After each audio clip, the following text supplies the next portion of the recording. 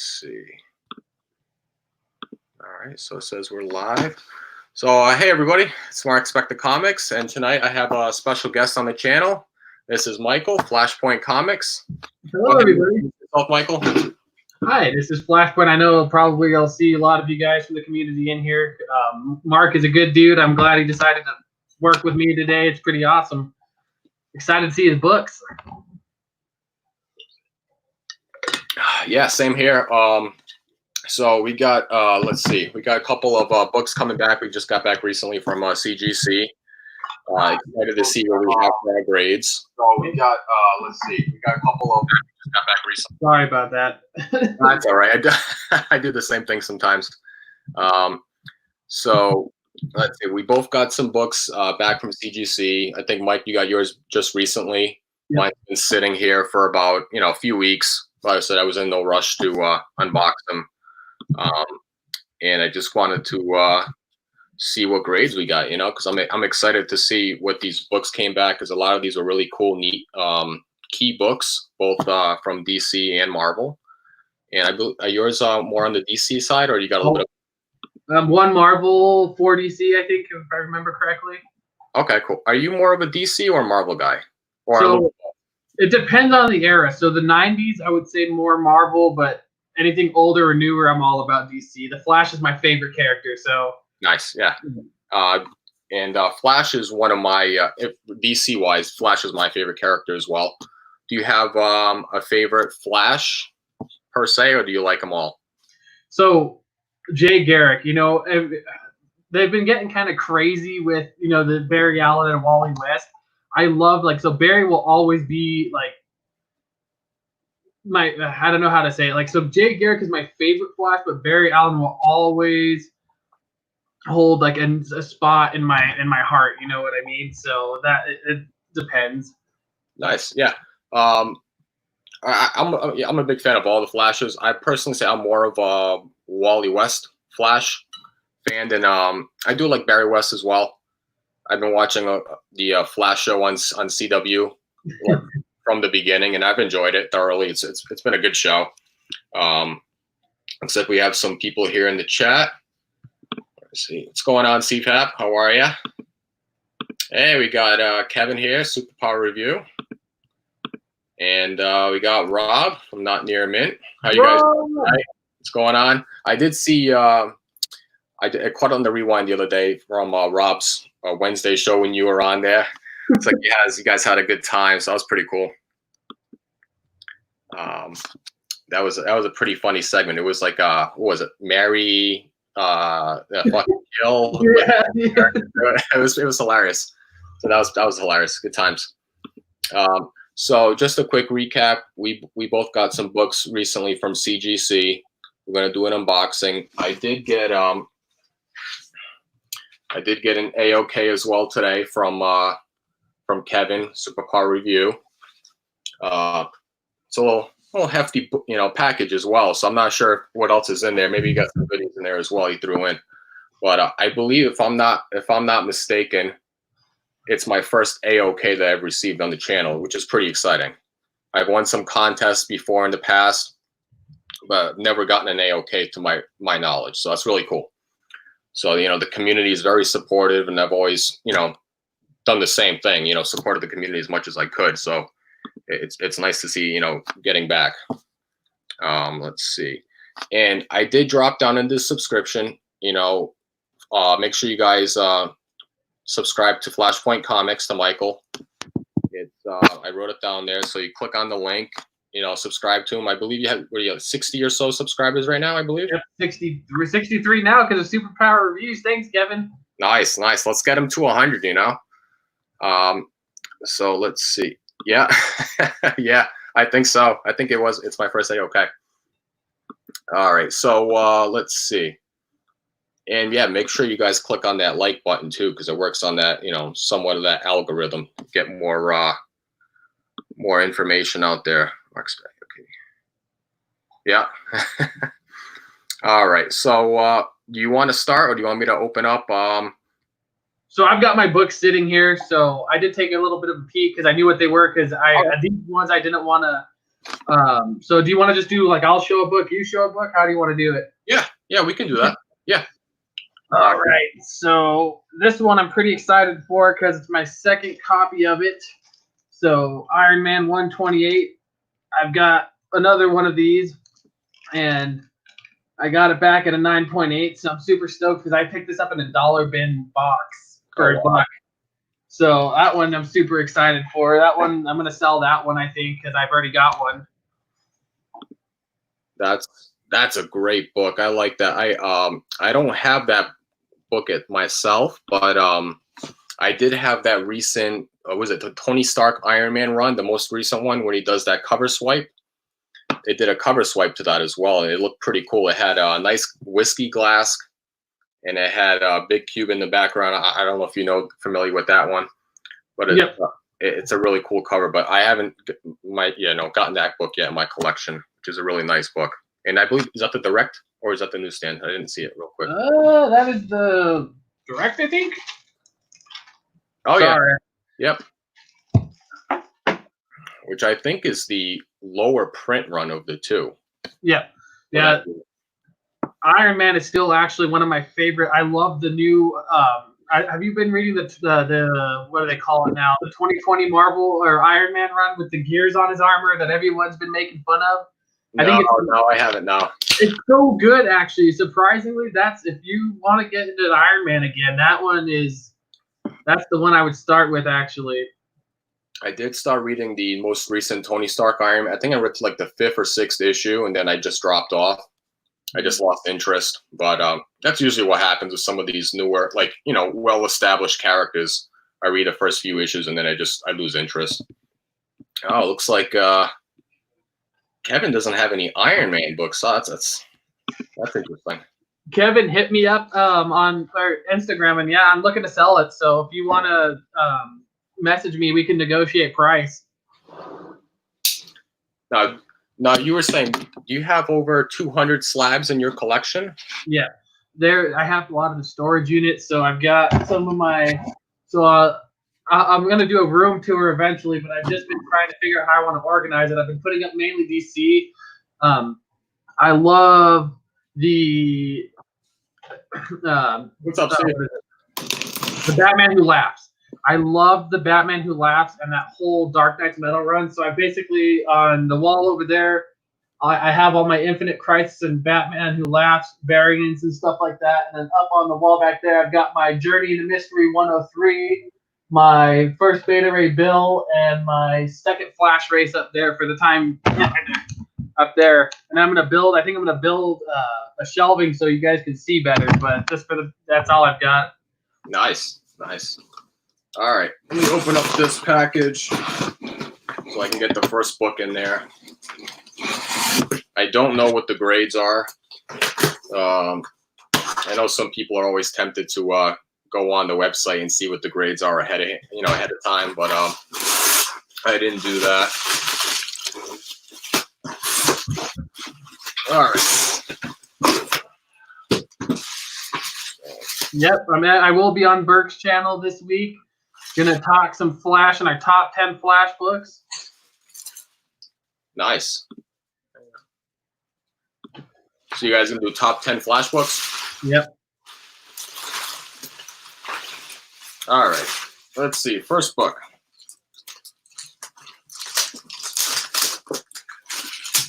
All right. Oh, yeah, Rob, that would be great.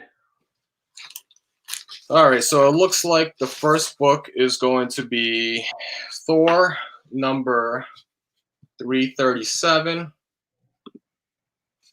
All right. Oh, Beta Ray Bill. Oh, snap. Look at that. Hey, we're Twinskies. My 9.6 is up there, too. Oh, that's awesome. 9.6. That's really cool. I paid I think it was $40 for this book before this thing was even really announced. And you can never really tell with these because of the all white covers if it's going to get dinged or not because of the, with the grade. But I thought this was a pretty sharp copy. I'm happy I got a 9.6 in this. Really cool. Well, hey, that's not bad because what I think at 9.6, they're still selling for 225. So I mean, if you ever need to sell it, you're gonna make $180. Oh, well, minus the grading, so about 140, 150 bucks. So that's really cool. Wow. all right. Really happy to get that. Nice. Yeah. So my second book, Flash 1/3/17, first appearance of Captain Boomerang. Oh, snap. And it is 7.5. Nice. Yeah. I was hoping for an 8.0. I don't really know why. It was the cream pages, I think, because it's cream to off-white that I think got me on this. Because it looked like, I mean, there's really not much damage to it. I mean, but from CG, gotta be picky about those pages. That's an old book. What year is that book? It was December of 1960. Holy crap! Is that it's not a 10 center, is it, or is it a 12 center? It is 10 center. Yeah, it's 10 cents. Nice. That is awesome. That's a great book. That one is going up for sale because I have a 9.8 as well. So that one is looking to move. I was going to keep it if it was an 8.0, but wait, you got a 9.8 in that book? Yep. Holy crap! Wow, that's awesome. That's an early Flash book too. Wow, really cool. All right, next book. Oh, I think you guys will appreciate this book. All right, for you, I know Rob will appreciate this book because I recently AOK'd him a Batman. Oh, I forget what issue it was. Batman 6 something or I forget, one of the issues where you see the parents get killed, and it was a DC Universe label, one of those second print rare ones. So I ended up sending over one of my Wonder Woman books. It's a classic 90s cover done by, who is it, Brian Bowen? There we go. Send this out. Oh, that's sweet. Oh. Let me see. Here we go. So it's that really cool DC label. And it's 9.4. Nice. It's really hard to get these second printings, the DC Universe labels. I was able to get this for, I think it was like $10 for the book. And got it pressed. So I've got a nice grade. I'm happy with the 9.4. There's not too many of these on the census. Very few. What book? What Wonder Woman is that? Because I've never seen that cover before. This is Wonder Woman number 97. Came out in 95. Okay, maybe that's why. Because I'm not huge into Wonder Woman, but I was like, I would have collected that cover if I knew about it. Yeah, it's a really, really cool cover. What do you call it? Ryan is Magic Lasso is a huge Wonder Woman fan. He would appreciate this one very much. But really cool book. Happy to get this in that grade.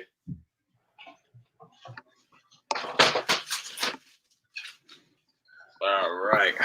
All right. So next for me is Flash 139. 139. First appearance of Professor Zoom, aka the Reverse Flash, and it is a 3.5. I think CGC screwed me on this because it's white pages. I mean, there is that like dog ear where you can see kind of right there, kind of color breaking. Yeah. I thought it was a 4.5 or a 4.0, but I mean, still pretty cool. I have tons of copies of these, so that one's going into the collection still because the Professor Zoom is my favorite Flash villain. Oh yeah, the Reverse Flash, Zoom. Oh yeah, all those old characters. Big fan of, and that's a nice grade. You said you've had that for a while, or did you? So this one's staying in my collection because I've got a 9.8 of this as well. A 90. This was my first comic book ever given to me by my grandpa, so that's staying in the collection.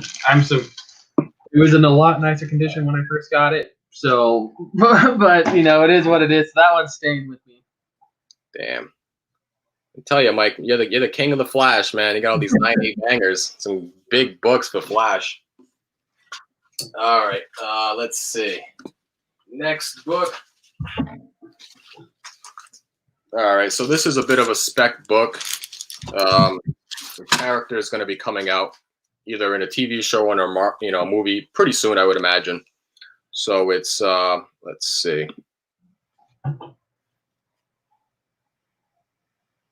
There you go, Marvel Point 1. This is the first of Kamala Khan.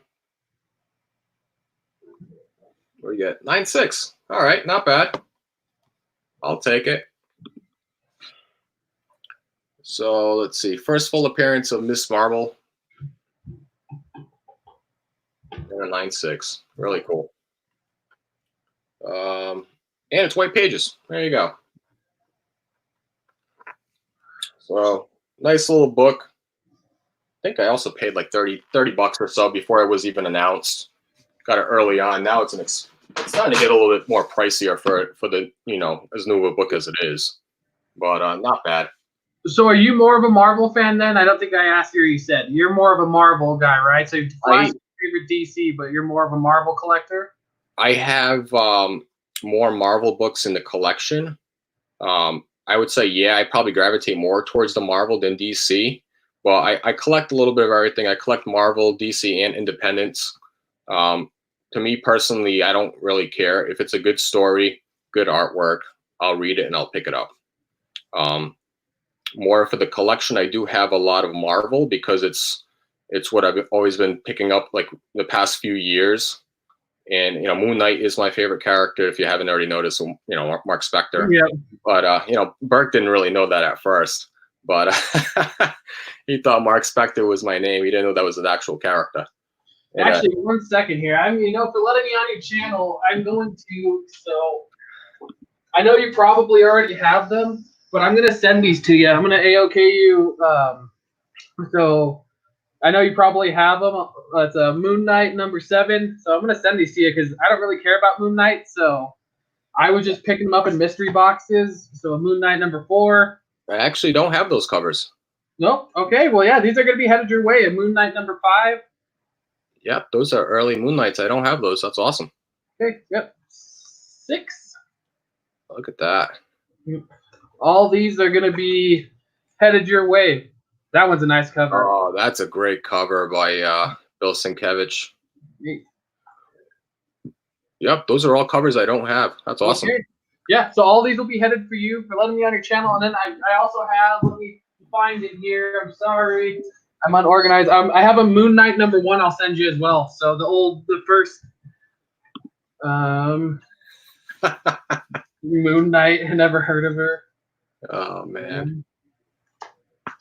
Where's my Moon Knight? Oh yeah, I do.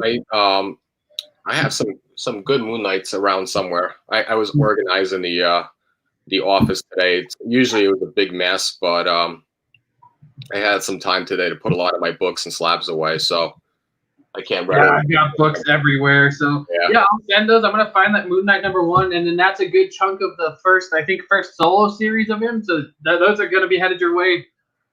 That's awesome, man. Thanks. I appreciate it, Mike. That's really cool. That's very no nice. problem. Like I said, I didn't really care about Moon Knight enough, and I managed to pick it up. So my next book is Flash 180.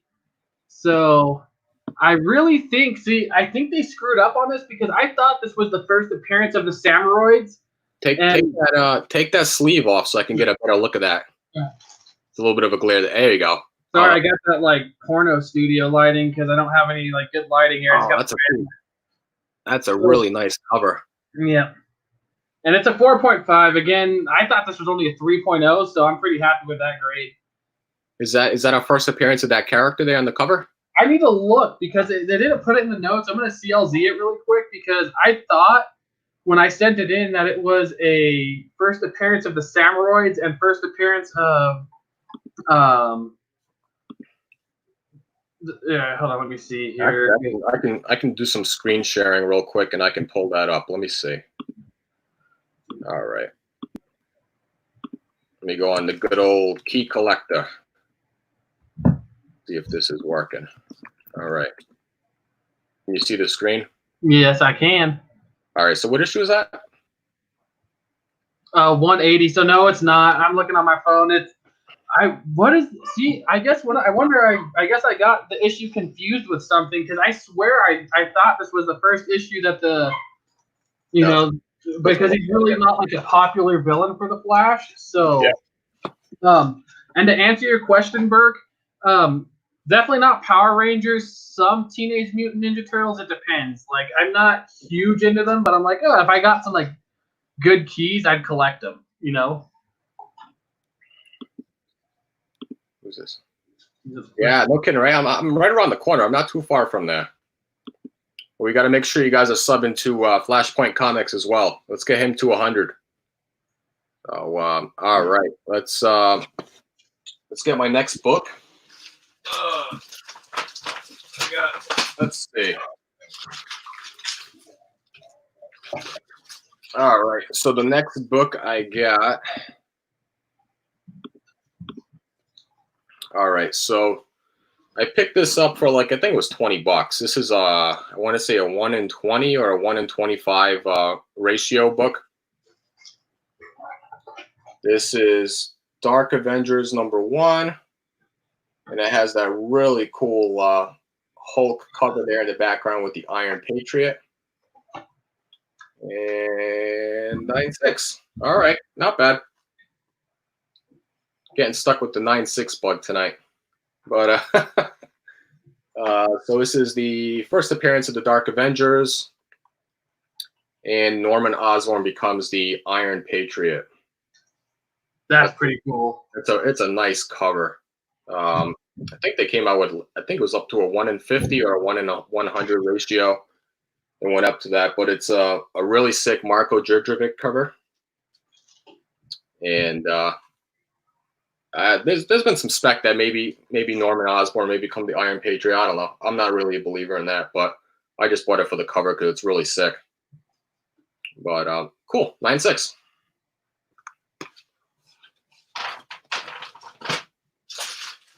So my last book is not a Flash book this time. Shazam 28, the second appearance of Black Adam. Nice. 5.0. Awesome. Yeah. That's another If I wanted key book. There's a lot of stuff behind that book. Which is weird because you can see that chunk missing out of the spine there.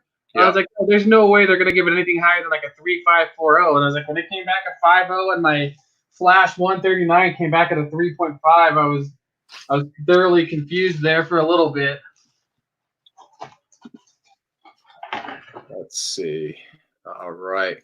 Yeah, that's a cool book. I know there's been a lot of talks of Black Adam making maybe a movie down the road. I don't know. There's been a lot of talks of what's his name? The Rock, maybe playing him. I'd like to see it happen. I don't know too much about Black Adam, but from the few comics I've had read on him, he sounds like a pretty cool character. Yeah, that's true. Definitely. It depends on the Black. I mean, it depends on the Black Adam, honestly, for me, because I feel like in those newer books, so like the Shazam Who Laughs, Batman, Superman, the Shazam Who Laughs, and all of that story. Black Adam was freaking cool, but then like older Black Adam, it's so for me. Yeah. Let's see. All right, this is my last book from CGC. Another great book I picked up for really cheap. I think it was another $30 or $40 book. I should have bought more at the time before this character got announced. And so this is She-Hulk #1. And it's the direct edition. This book came out in, I think, 1980. So it's very low print for the direct. And it's a 9.6. All right. Awesome. Let's see. I thought this book was going to get at least a 9.4. So it definitely helped out from the pressing. And there's this one little ding right there that probably prevented it from being a 9.8. That's too bad. But 9.6 is a nice book, and it's white pages. There you go. Very cool.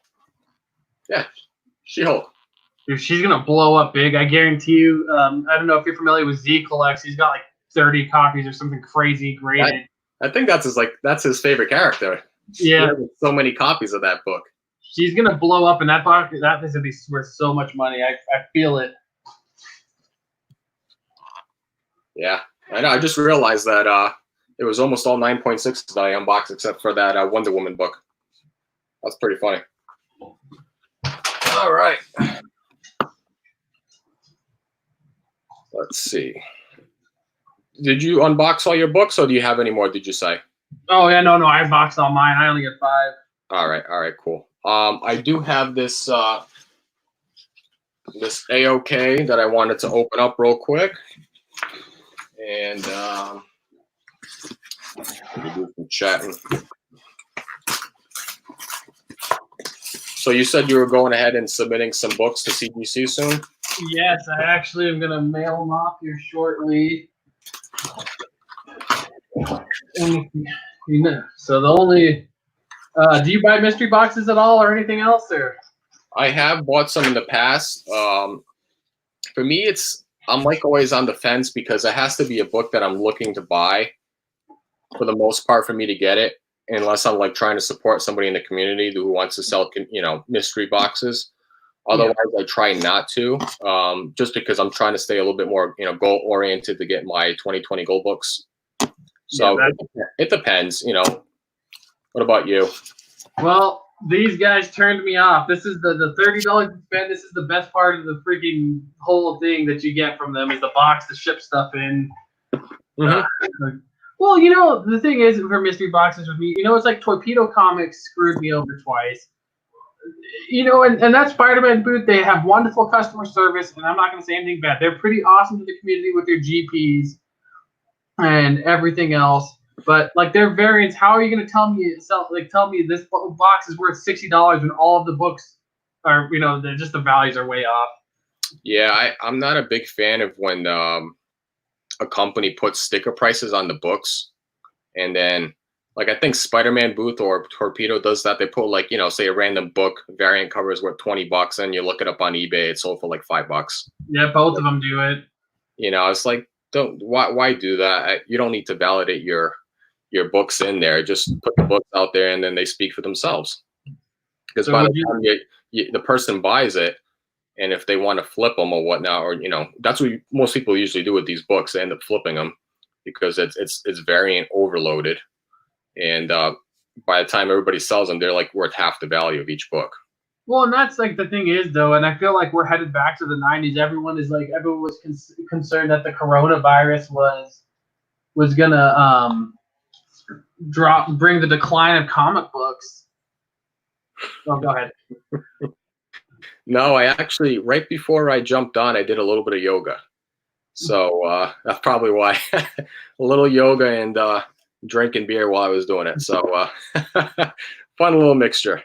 But no, I didn't do any running. But, I feel like we're going to hit to where the 90s were with comics with all these variants.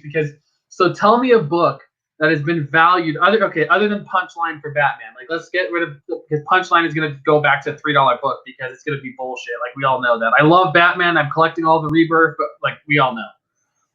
But tell me any book. That book's going to jump back down? Oh yeah. But tell me any book in the last like 2 years that have been worth something that are not variants. Like, give me 5 books that are worth over $100 that are not 1 in 100 variants or seller exclusive variants.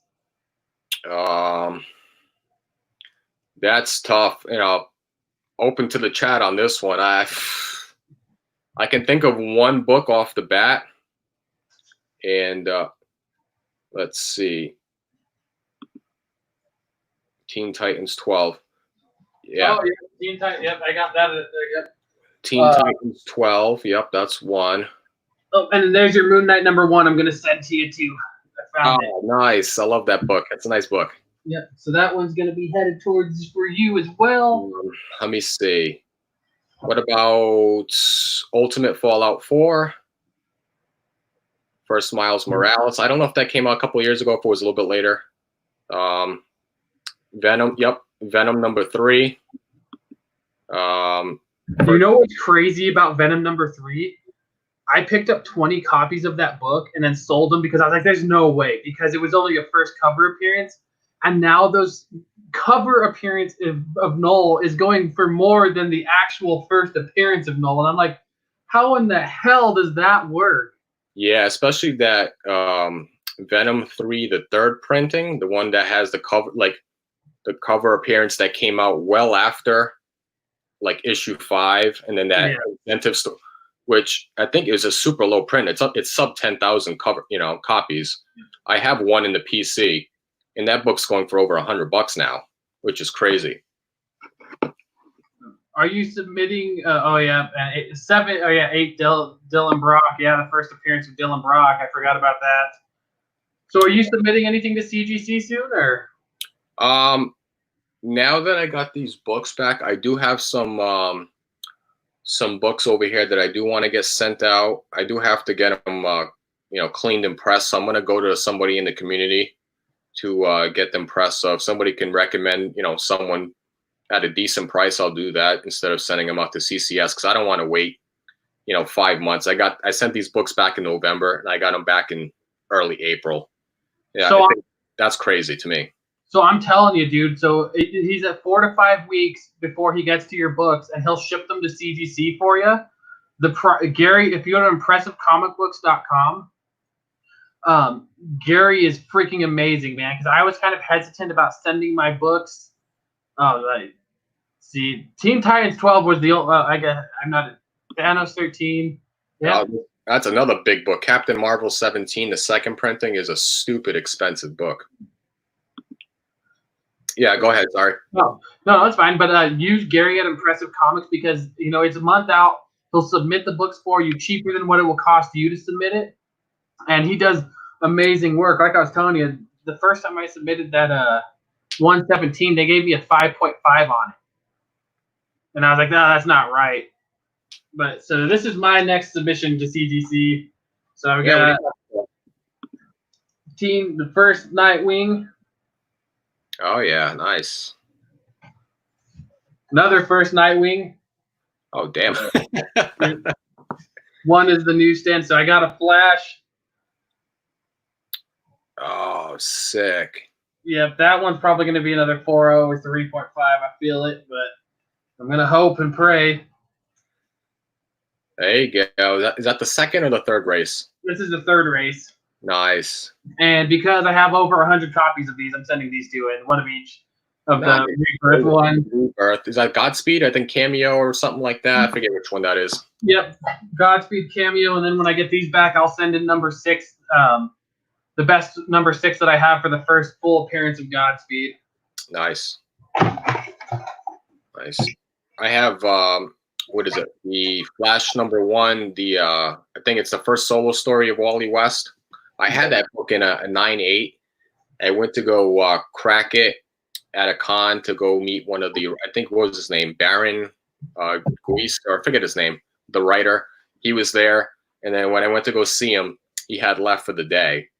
So I ended up missing out and getting him signed. I was only there for that one day. So I still have the 9.8 little sticker there behind the book. And I was like, oh, what the hell? Maybe one day I'll get a chance to meet him again and get that, signed and slabbed. But, it was a really cool book. And you'll get some, hey, what's going on? Thanks for stopping by. Let's see. So that's what I'll do. I do have some books. So I have the Marvel, early Captain Marvel. It's Marvel Superheroes number 13, the first Carol Danvers. I want to get that cleaned and pressed and sent that out. Fantastic Four, I want to say it's issue 67. It's the origin of him. I've been slowly, one of my goals this year was to get the 3 Adam Warlock books, Fantastic Four 66, 67, and then Thor 166, Thor 165, which I picked up earlier this year, was the first Adam Warlock. So I'll send that out and get that graded. And hopefully I can get them all like 60, 65, so it'd be all like pretty similar books. Be pretty cool. And I have a few other books. I don't know if I want to send them out. They're like, already signed books. I don't know if I wanted to just send them out to CBCS and get them graded or not, but I haven't decided yet. I do have some books here that are pretty cool. Let me see if I can show them off real quick. Just some random books that I picked up last year. This is X Factor number 6. Oh, there we go. This is signed by Joe Rubenstein. I got that last year at Rhode Island Comic-Con. I do have this. This is recent. This is a Thor, The War of the Realms, signed by J. Scott Campbell. A little COA there for what that's worth. I love J. Scott Campbell's variants. Yeah. Like, holy crap, dude! Quit like with his boxes and everything, where you get 10 signatures a box. I'm like, you're literally devaluing your signature. So I can't buy any of his stuff signed anymore because I'm like, I'm done, man. I'm like, you're putting out too many signatures for me to justify it. Yeah, here's some other stuff I have. I got some other Moon Knight books I want to get signed. This is the Steven Splat run. Oh, that's a beautiful cover. Moon Knight number 60. It's the last issue of the Mark Spector run. Cool book. What else do I got in here? Actually, here's a second copy.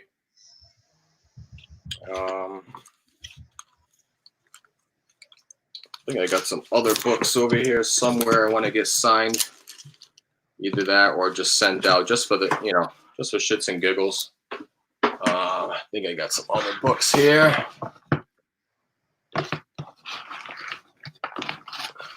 Oh, I think that's it in this area, actually. But let me see. Actually, let me show off these books that Kevin sent to me. And then, all right, so the AOK from Kevin.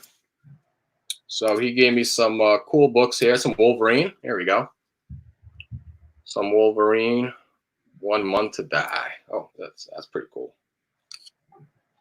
And on the back, this is the cool little drawing he did of Moon Knight.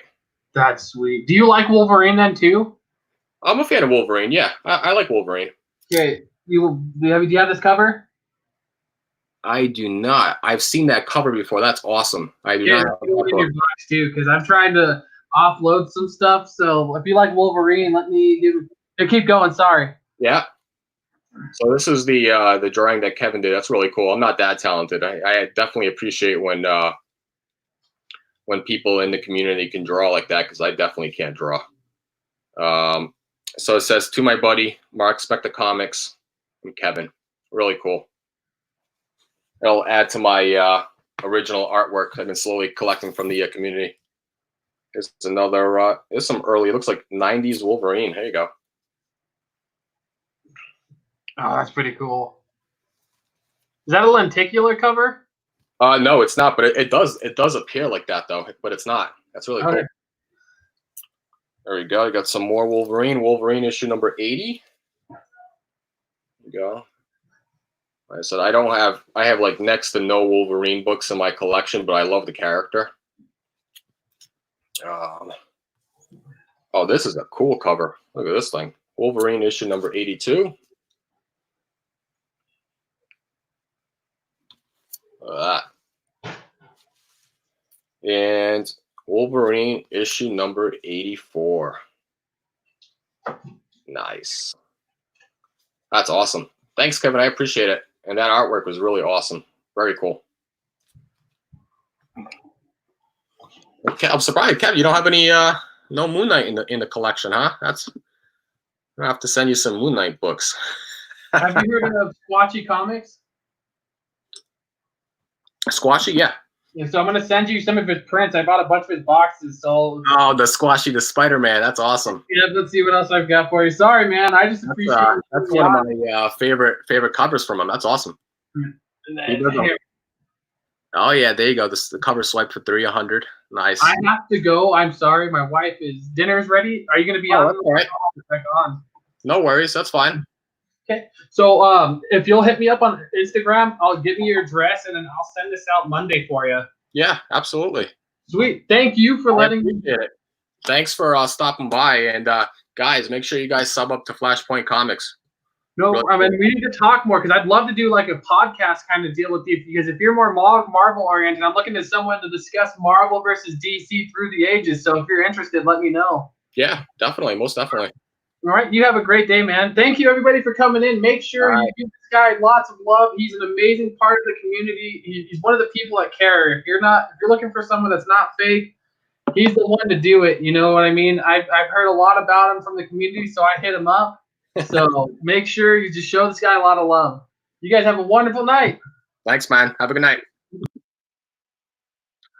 very cool. Appreciate it. Thanks, Mike, for dropping by in the chat. If anyone wants to jump on the live stream, by all means, I'll drop the link in here as well, and we can chat. Let me just drop it in right now.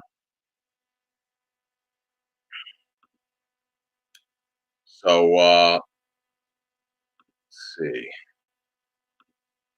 So feel free to drop in. We'll have a good time. We can talk comics. We can talk whatever. Basically, I'm just gonna show some more books. Some books I plan to send out to hopefully CGC soon, and it'll be a good time. So let's see. Yeah, jump on, Kevin. Most definitely. And let's see what we got here. So I just want to show off the books real quick that Kevin sent. You guys jumping on real quick.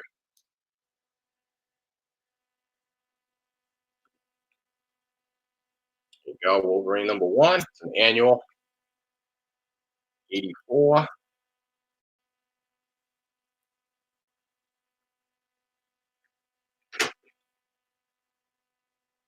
Sure. 1 second.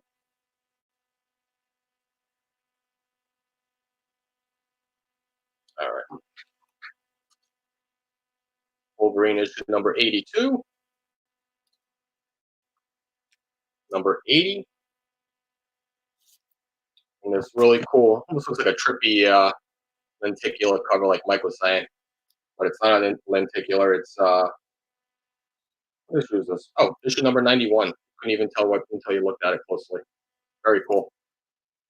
All right, just bear with me. I'm just gonna grab some books real quick, and feel free to just chat in here and ask some questions. Looks like here we go. What's going on? What's going on, Kevin? Hey, what's up, dude? Can you hear me all right? Yeah, you sound great. Yeah. All right, cool. So thanks for sending that over, man. I appreciate it. I'll really nice of you. No problem, dude. Anytime. So how are you doing tonight? Not too bad, man. Just chilling out. Had kind of like a bum day. You know what I mean? Just take a couple chores, and other than that, nothing too much. I didn't train today, but. How often do you do karate? I try to train every day. Oh, do you really? Oh, nice. Yeah, I try. Try. Keywords try. Yeah, absolutely. What's going on, Comic Book Fever? How are you? What's going on? Yeah, I wasn't sure if you liked it, Wolverine, but that's pretty much what I had laying around. So I was like, yeah, I read these before, I liked them, but don't need them. You know what I mean? So. Yeah, no, I don't personally have a lot of Wolverine in the PC. I did have the Return of Wolverine #1. I did pick that up last year. It was a good book, not bad read. I don't have too many in the collection, but I do enjoy the character. I've watched the remember growing up when I was a kid watching the X-Men run, the early cartoon run in the 90s. Of course. Really cool show, and that was pretty much it. So I love to pick up a nice new run and just read them. So I appreciate that. It's really cool. Yeah, some of those are Andy Kubert or Adam Kubert. I can't remember which one, but I think at least 2 or 3 are Andy Kuberts. Yeah, pretty cool. And it's I think it's that Dave Milgram artwork. That's cool. Very cool. Yeah, so I was just gonna get some books real quick. Yeah, go ahead. In the closet. So just hang out, chat. Sure. I'll be right back. No problem, man. So I hope everyone's doing well during this whole craziness that's going on. I mean, hopefully we don't have to sit around too much longer, right? But in the meantime, we can take this time to read up some books, and I've been drawing lately, which has been cool. As you can see, Mark Spector showed off a drawing that I gave him. But I hope everyone's doing well during this time, and doing some YouTube videos, reading, just nerding out, and being safe. So. All right. There we go. Woohoo! I see slabs. Big stack of slabs. Yeah. So, like I said earlier, I was doing some cleaning in the office. This is usually where I shoot most of my videos. Is in the office because it's a little bit more space. Before I used to do some shooting down in the kitchen or in the living room, and when I'm up here in the office, I try to be a little bit more on the quiet side because the little guy's already sleeping. Yeah. So I got to be a little bit more mindful. Otherwise, I'm shooting down in the basement in the workbench. So if you've seen any of my earlier videos, when I'm doing my earlier hauls, you'll see it's Mark Spector in the workbench doing some mini hauls, and it's just pretty funny because you can hear like the air cleaner down there and everything. You got all these tools nearby, so it's pretty funny. So I had some time today, did some cleaning, organized some of my books. I got to get some like more cases so I can like more organize my slabs because they're just kind of like sitting on top of each other. And I kind of just want to have it, more easily accessed by, maybe I want to alphabetize it or something, who knows, but. So you get the BCW bins? Yeah, that's what I was looking at is those stackable, the black case BCW bins. Yeah. I was looking into that. Do you have any in the? Yeah, so I have one. It's not for graded slabs, but I did a review on it on my channel actually. But I mean, for what I use it for, it's fine. I mean, I use mine for like more of my bigger key books. But like for anything like like just back issues, it's not really worth it in my opinion, unless you have a huge collection. But then again, it gets a little pricey from buying those because I think they're like $20 a pop. And I know like, I'm sorry. You know how many books they store in there roughly? It says it on the package. Oh, okay. I want to say it's 100 plus raw books. Oh wow. Okay. Yeah. I was looking at like a really cheap method is, using those USPS like regional mailboxes and basically just folding them up and just stacking them like that. And that's like a really cheap alternative way. That's a good idea. I mean, luckily for me, I have a small collection. I mean, like if there's books that, that aren't worth keeping in the collection for me, I just try to sell them. Mm-hmm. But I mean, I only have 4 short boxes. Of books in general? Yeah, that's it. And I got 46 slabs. That's my whole entire comic collection. That's it. Okay. So you got a little bit more than me. I have, after unboxing those like 6 books I did today, I think I have like maybe, I want to say 35 to 40-ish slabs. Yeah, you're getting up there. I have, 4 short boxes and 1 long box of like basically full books, and then just some books here and there lying around. I mean, when I was doing Steve's show over last week, I didn't realize how many slabs I had. I was like, I think I got like 30 slabs. I was completely off. That's not a bad thing.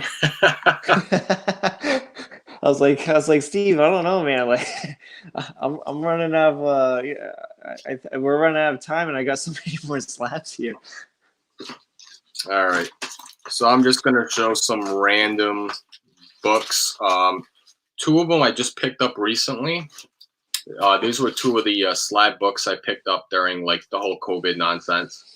Yeah. And I figured since I wasn't going to the comic book store and spending books regularly, look, I usually spent around like $20-30 a week on new comic book day. So that usually was either going towards that or slowly compiling money towards one of my 2020 gold books. So instead of doing that, I found what's that? Which is? Oh, so I've gotten 2 of them already. I completed my Eternals run. What's going on, Rob? Hey. I completed. I saw you were talking about storage methods, and I wanted to chime in on that. Oh yeah. Go ahead. Considering if I was going to start all over again, and most people kind of know what my is kind of like at this point, completely out of control.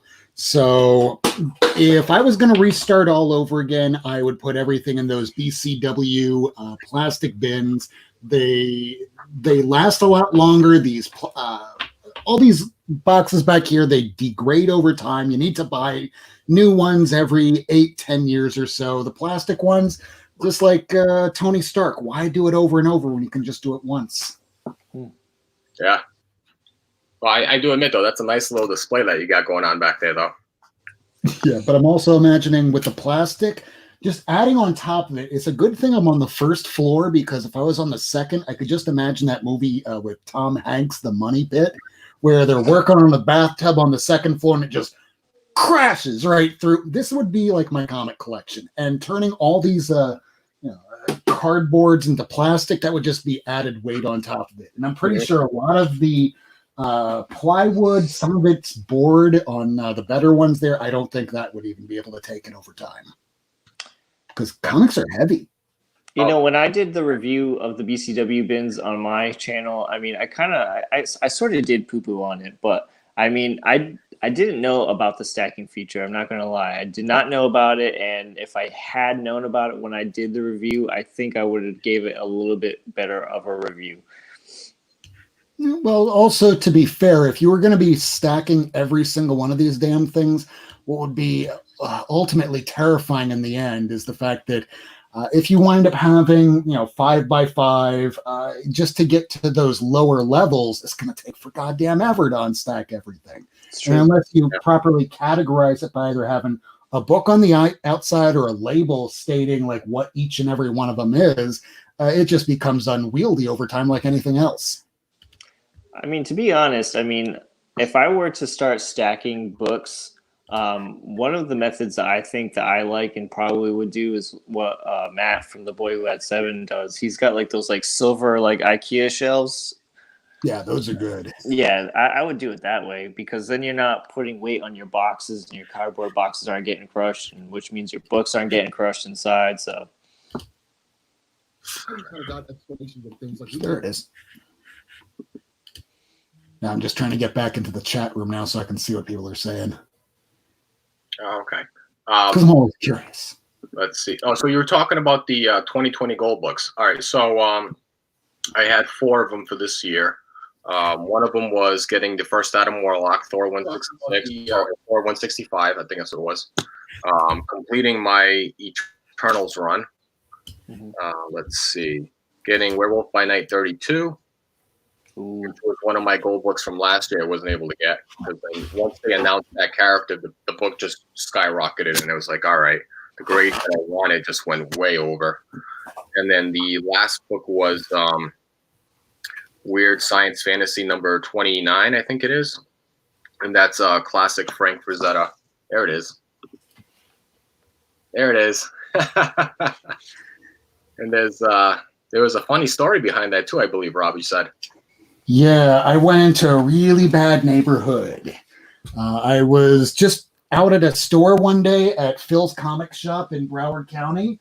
Yeah. And I was just bringing up to Brian, who also goes by Take the Time Collectibles on Instagram and on YouTube. And as I'm talking, I'm bringing up that I've been looking for a copy of Werewolf by Night 32, 33, 37 for a while now. And he goes, yeah, I got it. Wait, what? Yeah, I got it. And I'm like, okay, you know how people would say, oh, I have Spider-Man number 1, and then 2 weeks later you finally see the thing and it's the McFarlane one. I'm like, oh yeah, it's not what you thought it was. It's like, okay, yeah, you have it. Sure, you have it. And he can't show pictures on the phone. And okay, well, if he says he has it, he has it. Well, yeah, you can come by my storage facility and I'll show it to you. All right, great. So I set up a time. I drive on out there, and I'm like, okay, well, I need to get gas beforehand, so let me park about a block away, less than a block away from the storage facility.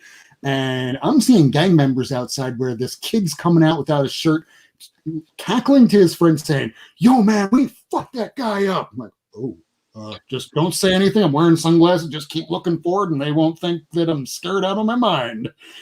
So I get to that place, and he brings it out. Here's the book. I'm like, okay, I guess I probably should have known better because I'm on Martin Luther King Boulevard, and like Chris Rock said, anywhere around the country, it doesn't matter where you are, if you call someone up and go, hey, yo, man, I'm lost. Where are you? Martin Luther King Boulevard. Run! Run! Just run! I don't care where you are. Just run! And it's no different. Broward County, just the same. But I got it. Decent price, and I would get shanked to get another one. I mean, not that. I already have it. Maybe a GSX-1. You need a GSX-1? I do. A lot of people are looking out for that book. That's a great book, too. I like to get that one. I had it and had to sell it way back in the day because, I wasn't always like this.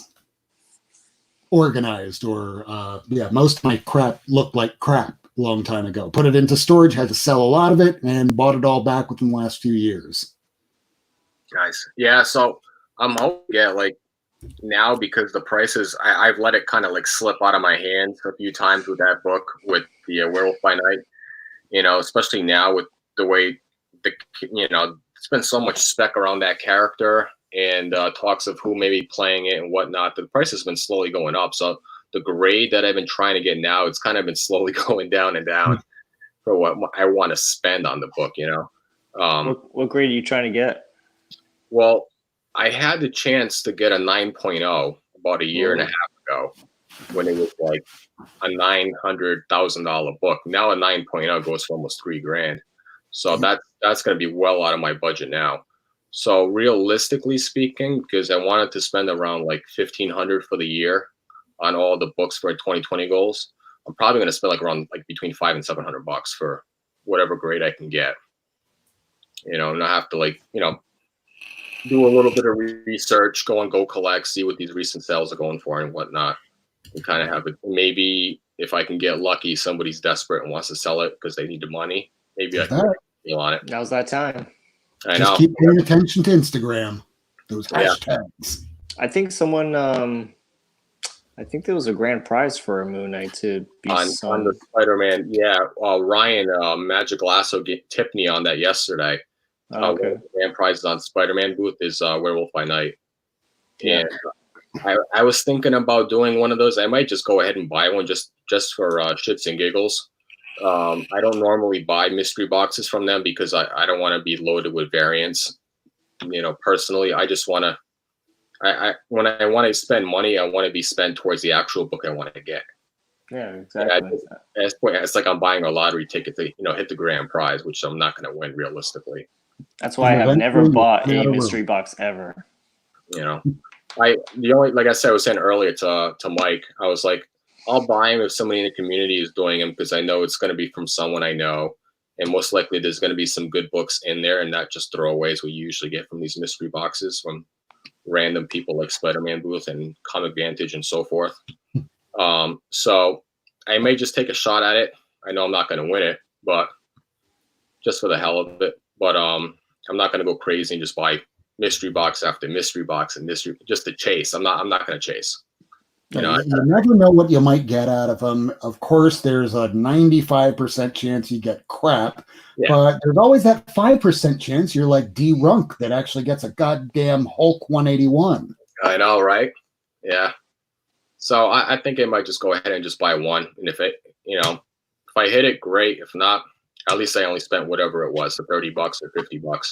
Yeah, it's like playing the lottery. You get a single ticket or like 5 tickets. You don't get 50 weekly. Yeah. So what I've been slowly doing is just getting, especially now, has been buying key books that people want at decent grades where I can sell it and help use that money to go towards my 2020 goal books.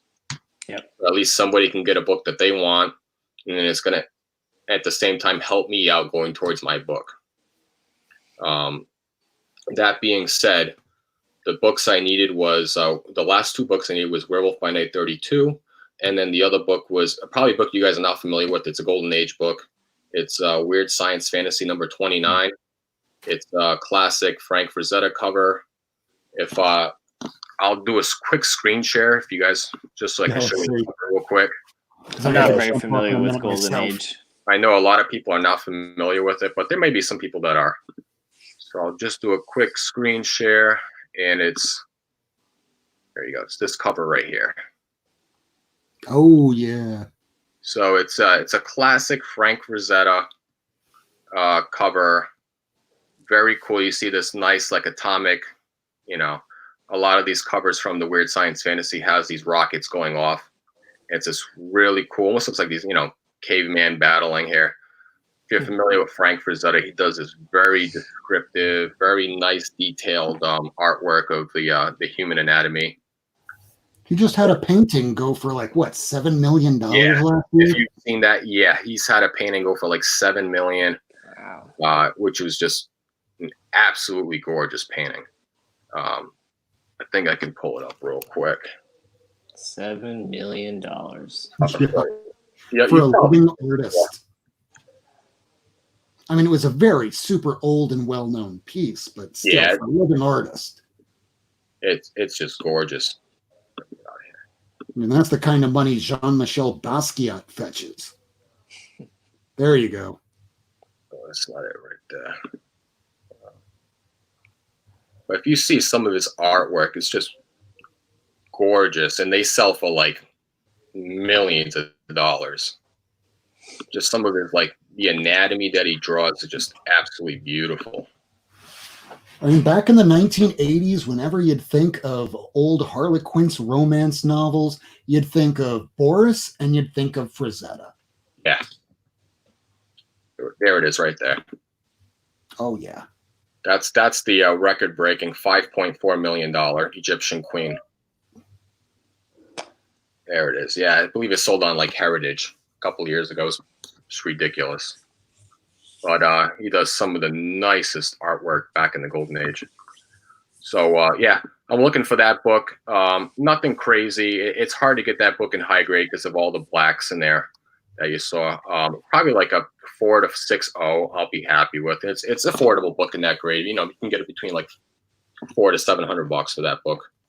Well, I saw just a couple weeks ago that I was on somebody's channel. They just picked up a copy of what was it? It was Matt Baker, the Miss Feminine or something. The headlight covers. You know what I'm talking about.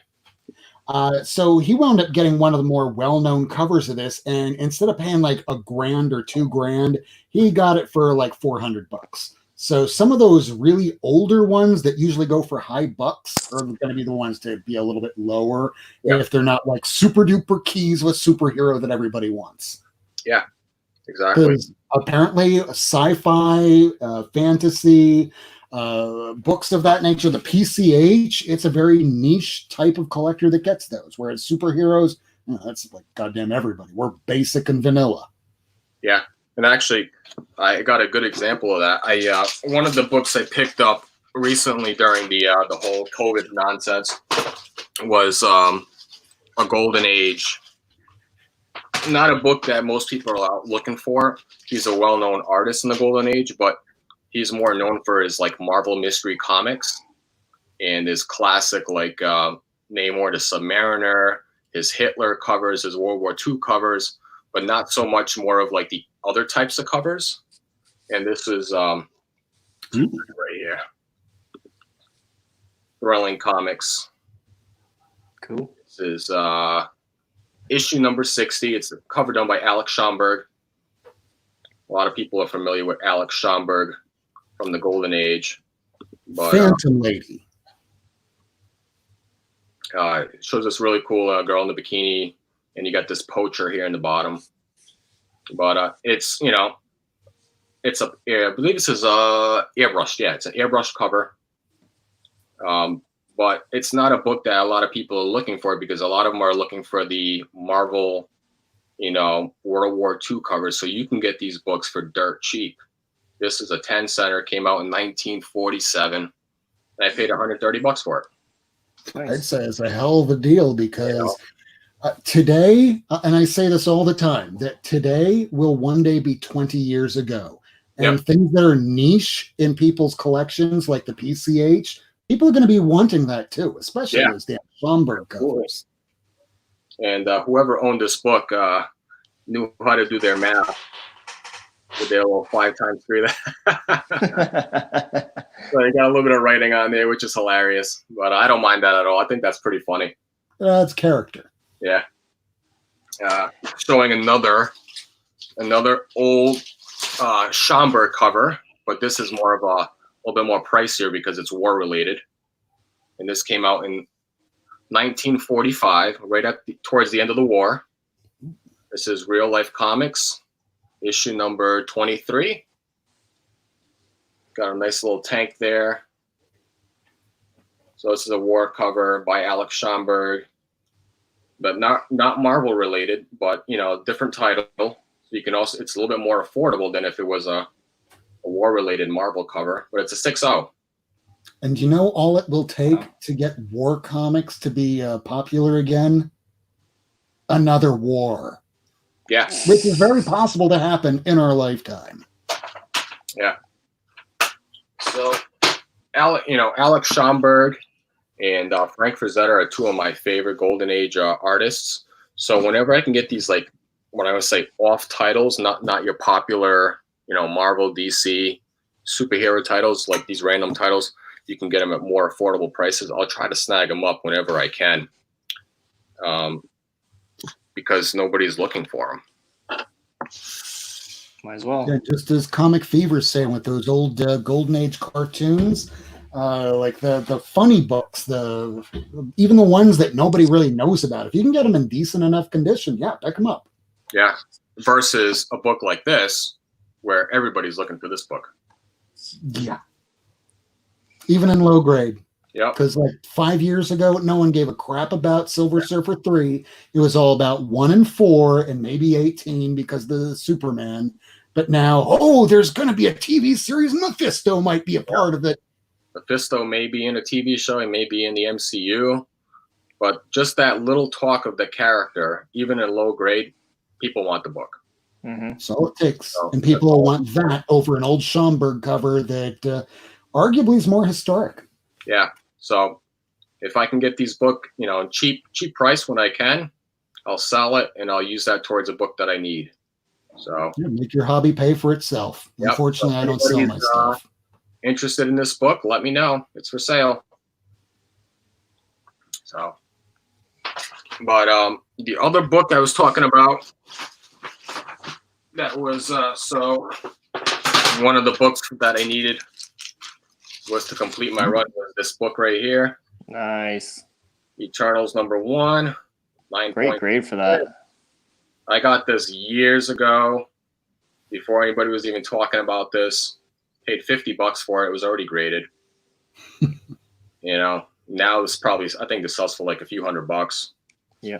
But it's because they printed way back in the day so damn many of them, you'd find stacks and stacks of them in dollar bin boxes that no one has touched for years because they go, it's Eternals. And now movie. And it's arguably also one of like Kirby's lesser known works, but hey, teach their own. When the movie comes out, hopefully it's good and it's like Guardians of the Galaxy and it's not what people are expecting and hopefully it's good. But this was one of my actual books I got this year. That was part of my 2020 goal list. There it is. Thor 165.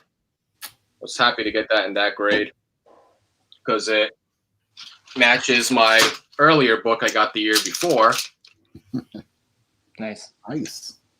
Was that Fantastic Four number 67. I have better than what I got. I have number 66 raw in the closet that I need to send out. And if I can get that in a 6 or a 6.5, then I get the matching grades, which would be awesome. So then you might want to press it, but not too good, so it doesn't come back at 7. I'll have to tell the guy not to press it too good. It's like, I don't want this damn thing to come back better than what I want. No. It kind of reminds me of the Instagram post that I saw earlier today where somebody had in the original packaging the Man of Steel number 17 with the DC Universe logo, and somebody sent it to this guy saying, hey, can you take this out of the packaging and press it for me? I want to get a 9.8. And he writes, the asshole in me wants to take it out of the packaging to get that 9.8. The other asshole inside of me tells me, keep it in its original packaging, asshole. Oh, man. Let's see. I picked up. All right, guys, I'm going to head out, go hang out with the wifey. But I appreciate having me on the show. Yeah. Thanks, Kevin. Thanks for stopping by, and thanks for those books again, man. Appreciate it. Have a good night. No problem, dude. Later, Rob. See you. And if anybody else wants to jump on, by all means, because I needed to go around and finish up some more stuff that I'm trying to work out for my show later in the week. Nice. Do you need somebody on this week? This week, I'm trying to remember. I don't know what this week is yet because we haven't discussed it. This is why last week turned into, am I allowed to say the F word on your show? Yeah, go ahead. Okay, there you go. So Lady Fantastic, the way it works whenever I try and put together a show, because I don't want to unilaterally say, hey, I want to make this episode about buying comics in the COVID society, because whatever I think might not be what everybody wants to talk about. So I just say, hey, what does everybody want to do this week? And unless somebody jumps on something, I'll just leech on to the first thing that comes out. And Lady Fantastic goes, let's do Fuck, Marry, Kill. And I guess Miracle Man didn't see anything, and Kirk's been moving into his new home, so he didn't see the text. So I go, well, I guess that's the topic this week. Nice. And within an hour before broadcast, I'm making all these graphics up, and we get Miracle Man going, what was the subject again? Oh, Jesus Christ, you're kidding me. It's like, remind me, what is that game and how do I play it? Yeah, that was, I saw it this morning. I was just laughing. It was hilarious. It was like, we get these random characters on here. And it was like, Fuck, Marry, and Kill. I was like, what the hell? I was like, these like Sasquatch and like Wendigo. I was like, what? Juggernaut? I was laughing. It was so funny. Then we had to rationalize out where maybe I was thinking about it all wrong, because as I'm going, well, maybe the Sasquatch might be a more tender lover, and my rule number one is don't die. Thinking back, I should have been going, well, between Sasquatch and Juggernaut, no matter what, you're going to die. So who's going to kill you faster? Yeah. So I'd rather go for the faster death. Yeah, definitely. Yeah, let me know on during the week if because I'm off Wednesday. I'm not working that night, and I'm not working the Thursday morning. So if you need somebody to jump on, I'm free. Just give me the heads up on IG as well. Yeah, cool. As soon as I get to talking to them, I'll let you know, because Flashpoint was ready to jump on. I'm like, yeah, we're still trying to jump on. It's Kirk's birthday today. Comics on the Mind. We don't know if he's even going to be on the show tonight because his new cable internet connection. So yeah, here's the link. Yeah, because he just moved into that new place, right? Yep. Yeah. So that'll be pretty cool. He was on Z's connection just last night, I think. Oh, was he? Yeah, I always try to catch up. There's always so many notifications on the on YouTube of all the different channels. So I try to slowly watch everything when I can. So after I try, but there's just so many people, which is a good thing. Yeah. I mean, even Comics 89 or Mr. Comics 89, who's a young kid that has all of the Amazing Spider-Man. And I mean, all of the Amazing Spider-Man. All of it. And he goes, hey, can you do the voiceover for me? I'm like, yeah, sure. And then it's not until this morning that I find out that I did the voiceover for his new show that's going to be airing opposite of us on Wednesdays at 10 o'clock. Oh, really? Sure. That's funny. Well, I'm not going to change the time of our show. We've been doing this for 38 weeks. No, absolutely not. You know. Well, okay, I want more people to do it. I even want them to compete against the same times, because no matter what, we go back and watch these things, because if we're bored and there's nothing else to do, and let's face it, it's going to be going right back in. Yeah, it's impossible to watch everything. Flash is going into repeats. Legends of Tomorrow is going to repeats. Everything's going to go into repeats, and you know what's not going to go into repeats? Us. Yep. I know.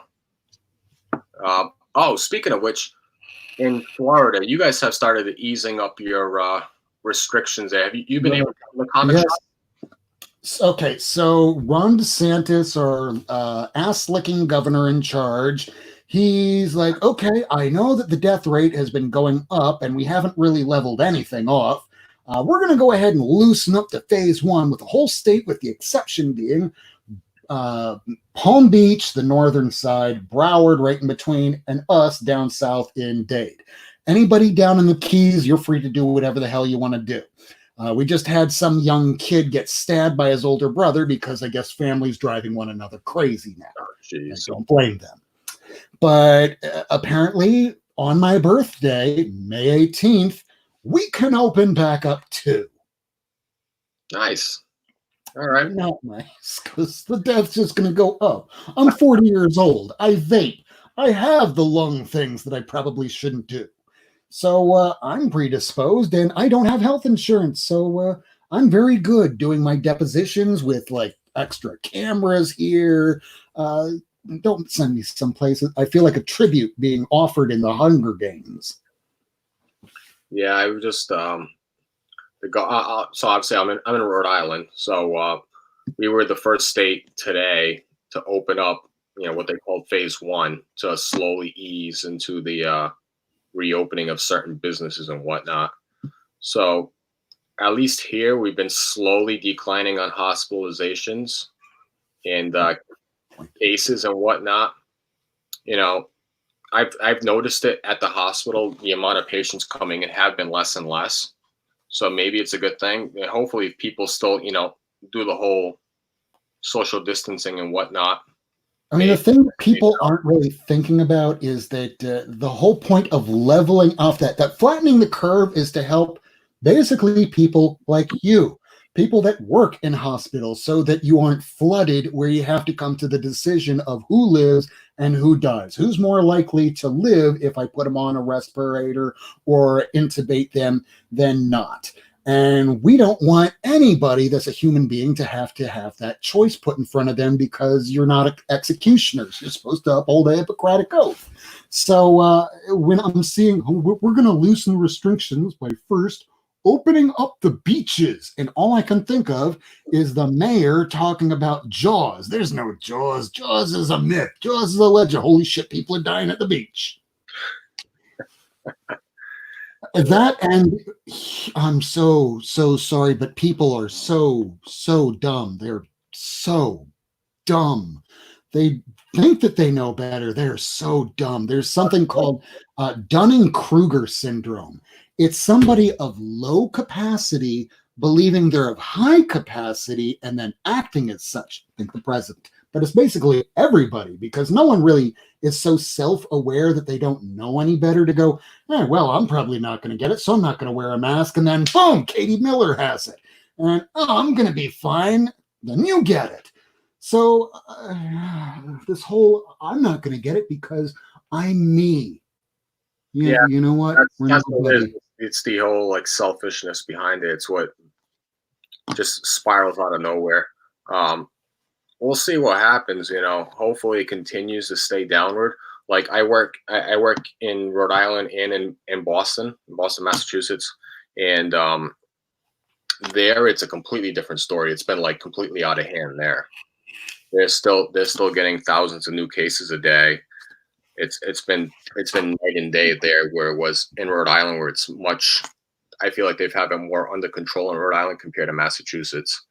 So it's today was the first day of easing. We'll see what happens. If it continues to do well, and maybe next week or the week after, when officially New Comic Book Day starts again, maybe I can go to my support my LCS again and pick up some. I just wish that the companies, the big two, would have really come together so that when a release actually happened, it would be coordinated.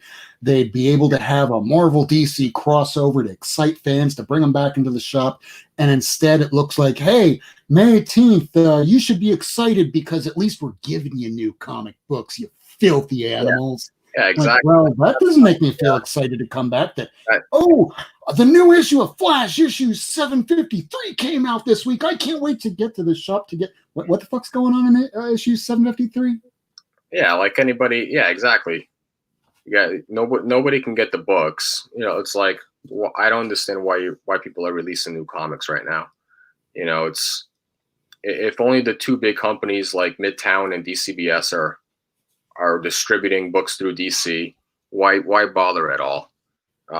I'm not going to personally order books from online just to get them like 2 weeks from now. Like, why do that? I don't understand. That's just me personally. I'd rather just save up and just work towards a book that I need instead of until they actually officially open up and start redistributing books on a mass basis. Yeah, I mean, Comic Book Fever here's asking, does your LCS have curbside pickup? Well, already down here in Miami, we had a couple stores that have shut down for good. One of them is a shop that was a very large shop, but apparently was bought out, and we don't know who bought it out. They just wanted to take out the competition. We only know that because the owner of the shop went online to tell us all this. But otherwise, there's a few shops that offer some curbside. One of my favorite shops is CJ's Comics down here in Oakland Park. And they do it by appointment. And it's cool because the guy there lives about maybe 5 minutes from the shop. And he has all those big keys that are between, $5 to $500, $1,000. If you're looking for something specific, he probably has it in his own damn home. So that's why I love shopping with him. But otherwise, some of these boutique shops that are just all about the new Comic Day books, all about the variants. But if you're asking me for something more than 6 months ago, it's like 6 years ago. Oh, wait, you're serious. See, we're gone.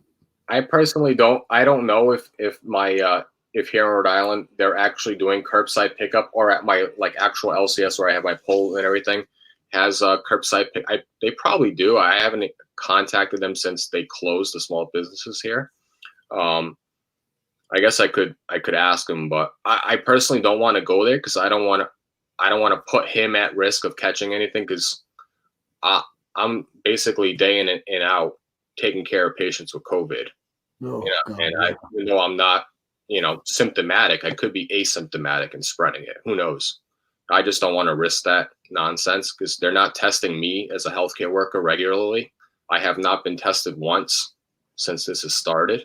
It's like you're an essential worker, but how essential because they're not testing you? Right. So, and even if I'm asymptomatic, there's been studies that have been saying that it's not necessarily as effective or as reliable, the testing, when you're asymptomatic versus symptomatic. Who knows? I don't want to speculate on that. But either way, if I can't get a test as a healthcare worker, I'm not going to go to a random business owner and potentially spread it. Let's just say this much. If the White House can't even contain it within the White House, I don't have very much hope for the rest of the country. Yeah. So I at least want to do my part and not go anywhere where I don't need to go, if possible. So, yeah, it'll obviously hurt the LCS owner because I do have a couple of books on poll. But as soon as this slowly starts to get better, I will go back there and obviously help out. If you're making money, you could always give them a call and say, hey, how about I PayPal you the money that's owed, and you send them over, because I'm a healthcare worker, and the second you say that, he will probably be more than willing to go out of his way to send them to you. Yeah. You might drop them off. Yeah. I mean, yeah, he knows that too. I've shown up before there and many times right before work and scrub, so he knows that. It's just as simple as just sending him an email to see if he's actually doing curbside pickup in general, or if he's just outright closed. Yeah, because then there's Air Spider, and I love Air Spider, great guy. But I saw one of his posts on, I think it was Twitter a few days ago, where he tried doing a pickup where one of the books was on hold, supposedly, and it was from his regular pickup, part of the new Comic Book Wednesday order, and it was Hell Arisen #3. And the shop owner went, yeah, I don't have that anymore, even though it was on your pull list. And at that point, it was so much time had gone by since Hell Arisen 3 had come out, and that because basically on March 11th is when things started to implode in this country. By the end of that week, that was when most people, if you weren't essential, you were told to go home. By the next week, it was just domino effect, one by one. So if you weren't picking stuff up by then, really, comic shops, it doesn't matter what they are, who they are, how famous they are, fucking Jay and Silent Bob's Secret Stash. all comic shops were going out of their way to make sure that they could stay afloat, stay solvent. So if you didn't pick up your shit and Hellraiser 3 was in it, and if they needed to make an extra $50, I am not going to hold them to their feet to the fire over that, because they need to stay open. They need to, as George Bush would say, they need to help put food on their family. Yeah. And that was the other thing too. I forget when it was now. It's been like over a month or so, but I was able to get a haircut that last day that they were announcing that, you know, barbershops, all these non-essential places were closing. You know, hair's getting quite long now. It's been well over a month and a half. So I'm hoping that they you look okay. I had to take a buzzer and go zzz all around my head. And I'm going, oh God, I think I look like a skinhead. And then earlier today, I jump on somebody's channel and Z Clux goes, hey, Rob must have taken a couple minutes so he could get his hair into 9.8. I'm like, yeah. So, you know, it's starting to grow up again. You know, the sides are getting a little long. So hopefully it opens up within the next couple of weeks so I can get a nice fresh cut. But otherwise, it would have been a disaster. It would have been like 3+ months since I got a haircut. Luckily, I was able to get it before they closed. So, and I've done the whole pull the clippers to myself and done that. And I've done disasters. So I'm not trying that again. You just put it on one setting and you go back one, forward one, to the side one, to the other side one, and then crisscross until it's all done. Until no more hair, no little teeny tiny shits are falling from your head. And I guess if shit is literally falling from your head, you have a bigger problem than hair. But yeah. So I know it's been crazy, but we'll see what happens. You know, you got your little cat there? Yeah, the problem. Hi. The problem with her is I woke up this morning and had to rechange this whole room around because I have another cat named Max, and I'm pretty sure that they got a fight into the middle of the night because her eye is like this now. You see that? Yep. The other one's like completely not like black, but cloudy and dark. And I hope she isn't going to lose the eye, but had to make a phone call and hopefully have an appointment on Friday next week. But hopefully they'll call with a cancellation that I can come in sooner, because had this cat for the last 10 years through my alcoholism, through like losing everything. This was the one thing that was consistent. There you go. And what's worth more to me than Werewolf by Night 32? What's that? Worth more to me than Werewolf by Night 30. Gotcha. And what's the cat's name? Jaka. Jaka. Cool. Very nice. And the cat likes to bite me. The name comes from, if you've ever read Dave Sim's Cerebus, that's Jaka is the name of Cerebus's true love, despite the fact that Cerebus is just a real misogynist. But when I named her that, I was right in the middle of reading Cerebus, and I didn't know how bad it would get. Oh, okay. No, I've never read that. She's also evil. I guess I was right. This cat is a small, tiny, clumsy ninja asshole. Let's see what's going on here in the chat. Comic Book Fever, shaved head here. Get a haircut every day, like The Wire. There you go. Yeah, I don't know if I could do that with my hair, just get it that short. I haven't had my hair that short since I was like in my early 20s. Kind of weird. Well, if you ever want to look like a badass and you're worried about, oh my God, I'm losing my hair, I'm getting the widow's peak, shave your head and grow a goatee. There you go. I know it's been slowly receding there. Ooh, awesome. I forgot. Techno show's on right now live. Yeah, for people that are watching that know me and those who don't, I like techno, specifically trance music. And Maidon, this young kid, well, now he's in his early 20s. He started off at like 16 years old being a trance DJ. He's on at 10:30. At 11:30 is Porter Robinson. And he's going to be live from his living room. And if he doesn't have a nervous breakdown, I'm going to call a win. Is it like a local radio station or like near you, or is it? So they're DJs, and it's like, so if there's Ultra Music Festival where you'd have hundreds of thousands of people watching, instead it's one asshole DJ in his living room or his balcony or someplace, and he's doing the DJ work there. And since it's all through a computer, they don't have to blast the music at high levels because it's all integrated there in like why can't I remember it? Serata, I think. So they can do it. Serata, doesn't matter. So they can do it all in the computer. They put it out onto the internet, and then hopefully they don't have more than 100 or 200 people try and tune in at the same time because it crashes the server, and then they play for 8 minutes and it's over. Nice. Yeah, I listen to a lot of trance, a lot of vocal trance. Sometimes, like in the beginning, when I do live streams or something, like, or if I'm doing like a comic book haul, you'll hear in the background a little bit of trance or techno music. I listen to a lot of dance music in general. I've always listened to a lot of dance music growing up.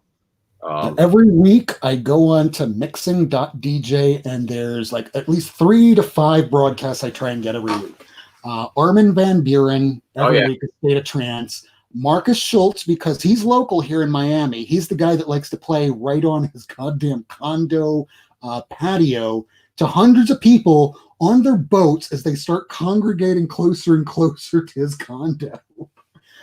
So he's great. Andrew Rayal, he's another young kid. And I consider like his techno, his trance to be more like that. If there'd be like heavy metal in trance, he'd be it. He puts out like banger after banger. There's a lot of vocal stuff, but it's mostly hard-hitting trance. Mm-hmm. I like Jess. I'll try and download everything she puts out every week. Let's see, who else? Giuseppe Ottaviani just started putting out a podcast. I think he's on his 8th or 9th episode now. Vinavici, anytime he puts stuff out.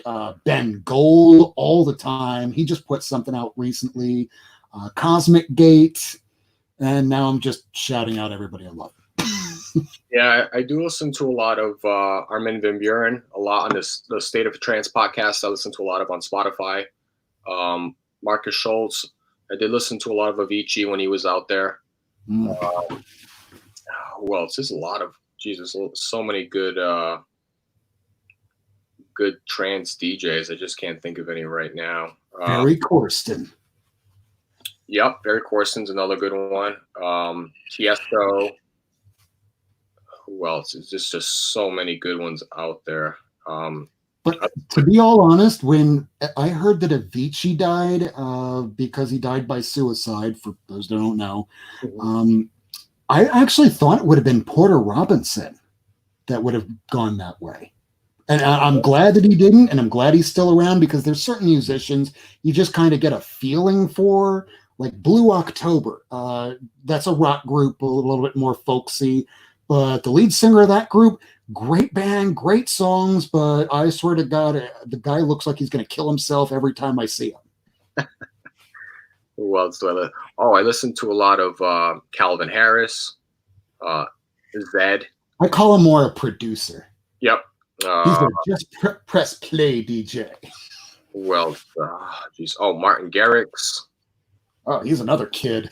Although I'm glad he got past the whole animals phase, because it was kind of like back in the day, if you didn't know how to DJ and you wanted to pump up a crowd, you play animals. But then after that, there's really nowhere to go because it was kind of like the top. Well, this one's a little bit older, but Benny Benassi, Chainsmokers. They're more like mainstream. Yeah, they're more like teeny bopper sort of. Yeah. Although I did love their song of "Let Me Take a Selfie." That song was very meta. I love that song. That song annoyed the shit out of me. Oh man, there's just so many of them out there. Alesso's another one.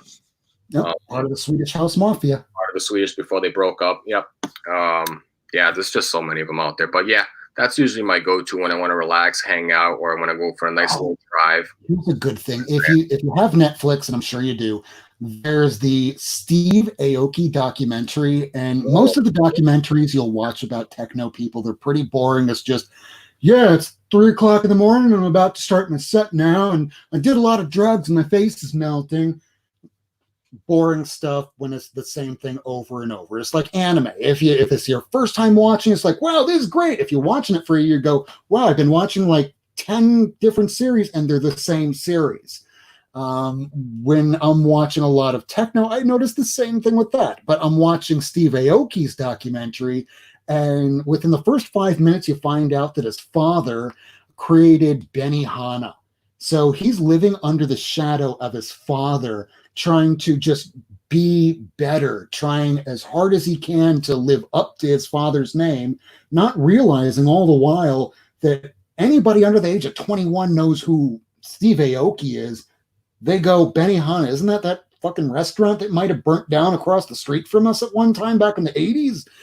People knew who he was. But when you're watching him throughout this whole thing, as much as you might think that somebody is cool, when you're watching somebody being cool, you don't realize in their head, they think that they're just some loser and they have to try a little bit harder to make you like them.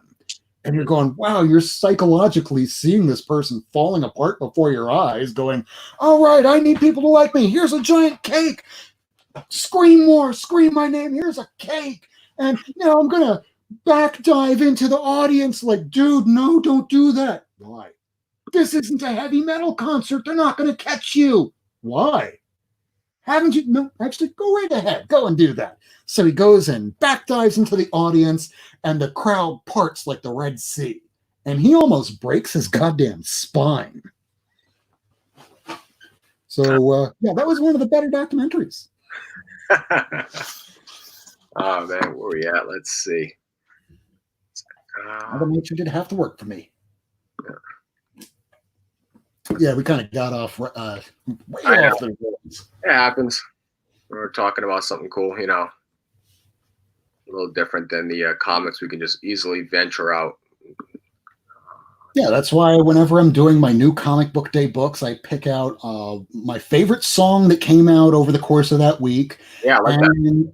Yeah, I try not to pick anything that's more than a year old. So if like Kid Cudi's State of Happiness. I love the song and everything, but it's like 5, 6, 8 years old. Unless I'm really hard pressed, I'm not going to go, this is your classic tune of the week. I don't want to do that shit. That, and I'm going to get nabbed by copyright. I don't want to see that shit. I want to talk through like 20 seconds of the song, let y'all listen to 20 more seconds of the song so you can go, wow, this is pretty awesome. I wish I would have listened to this, and then unless that shitty rap music that I'm listening to because all my friends are, and I want my friends to like me. It's like, no, try other music too. There's other kinds. You don't get nabbed for putting out the new music for copyright, or even if it's like clips and stuff like that. It's happened like 3 times, and it was Ferry Corsten's Trust that I got nabbed for, and an actual Armin van Buuren song that was like super old. So if it's newer stuff, I don't get touched. Hey, what's going on, Werewolf by Night? He has a great name. I love this guy's name. Werewolf by lunchtime. How are you doing he today? Doesn't even need a moon. He's like Goku. I can just throw a moon into the air and become a werewolf. All right, now I'm venturing into anime. Oh, God, man. Listening to a lot of Radiohead and Bloody Valentine. I'm not familiar with Bloody Valentine. I am familiar with Radiohead. Isn't My Bloody Valentine Bullet? I'm thinking Bullet for My Valentine. I'm not familiar. It sounds familiar, but I can't pinpoint what Bloody Valentine is. But I do like Radiohead. I listen to a little bit of everything, but mainly the dance, electronic, and trance scene is more my thing lately. And there's something that I need to really start researching into, but I'm hearing that AI is coming up with its own kind of music that's much better than it has any credit to. So if AI is creating like trance, dance, dubstep, whatever kind of music, house, drum and bass, I'm good with it. I want to listen to some of that because that also means it's not copyrighted. Yeah, that's true. I know. I'm always like, once in a while I go on YouTube and type in like non-copyrighted, like whatever, dance music, trance, whatever. and I'll use that as like an intro because I had to change my intro music a few times because I was getting nabbed for copyright. You know, it was like, oh crap, I don't want to get in trouble. I don't want to get flagged and then like be banned for like a couple of weeks and whatnot. So I went on there and I was able to find some pretty good tunes on there and just like cut and paste and whatnot and added it to my intro. And there's one that I want to use, but I'm a little iffy on saying what it is. But anyone that's watched my show like back in the day, Jesus, like that's last year. There's one song that I was playing almost all the time for my closing song, and I never got nabbed for it, not once. And it's not specifically Armin van Buuren. It's not a very well-known song. It's an older one by Sun Lounger. It's White Sands. Now, Armin van Buuren's brother, or maybe his cousin, wound up doing an electric guitar solo to some of that, and it's amazing. If you look that up online, just put in Armin van Buuren, White Sands, and you'll see I think it's like two different songs to smash together, but just the first 5 minutes is just beautiful music. And it's just great, like summertime, sit at the beach, listen to music sort of stuff. Like, I want that to be my closing theme song.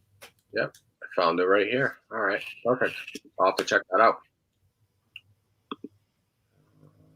Let's see. So we got a few more people coming in right now. What's going on? Hey, Comic Don. Comic Don, how are you? Let's see. Captain Comics. If anybody else wants to jump in on the live stream, let me know. I dropped the link in there as well. Yeah, come on, Captain and Smiley Tory. If Captain's there, if Smiley Tory's watching, let's get a twofer. Yeah, we could talk about whatever. We'll show some books. I got some extra books over here too, some slabs to show off as well. I grabbed a little random stack when I was going through the closet recently, so I'll show some more books. Why not? Well, I got some time. While you do that, I'm going to put on Maidon. Since I can play like 3 different things at the same time. Because this is what it's like to live with ADD. Let me know, Mike, if you want to jump back in, feel free as well. So I got the link back in here as well. So feel free to jump back on. Oh, let's see. The fuck? This was a fun book I won last year from actually this was from Reggie Collects. I won this on one of his weekly draws. This is Miss Marvel number 8. First Mystique. Yeah, First Mystique. Really cool book. The first blue Mystique. Yeah, that was a fun little book. It's a nice grade, 8.5. It's a good grade. Happy to get that. Although there's one thing with that Mystique that now that I read the book, there's something that totally new I discovered. So in issue 16, she appears just in one panel as a silhouette as just some rando female. In issue 17, she appears as Nick Cage just for like a moment. And it's just, oh, this person's obviously not Nick Cage. And you find out as a female because she goes, well, if I took off this jacket, I'd be like 100 pounds soaking wet under this. So you go, okay, so it's not Nick Fury. It could be anyone. Oh, it's a woman. And then in issue 18, you get one panel, but it's a large panel of her like head to toe. But they never call her Mystique. They just call her Raven Darkholme. So now I'm on the quest to find the issue where she's called Mystique for the first time. I don't know what that is. Yeah, it is. It definitely is. It's still a very cheap book. Definitely very affordable. So it's Captain Comics. He's having some dinner right now, but both are watching. Appreciate that. Yeah. What's for dinner?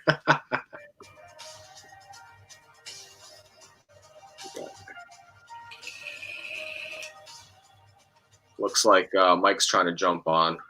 Maybe having some issues. Yeah, he's almost there. What's going on, Mike?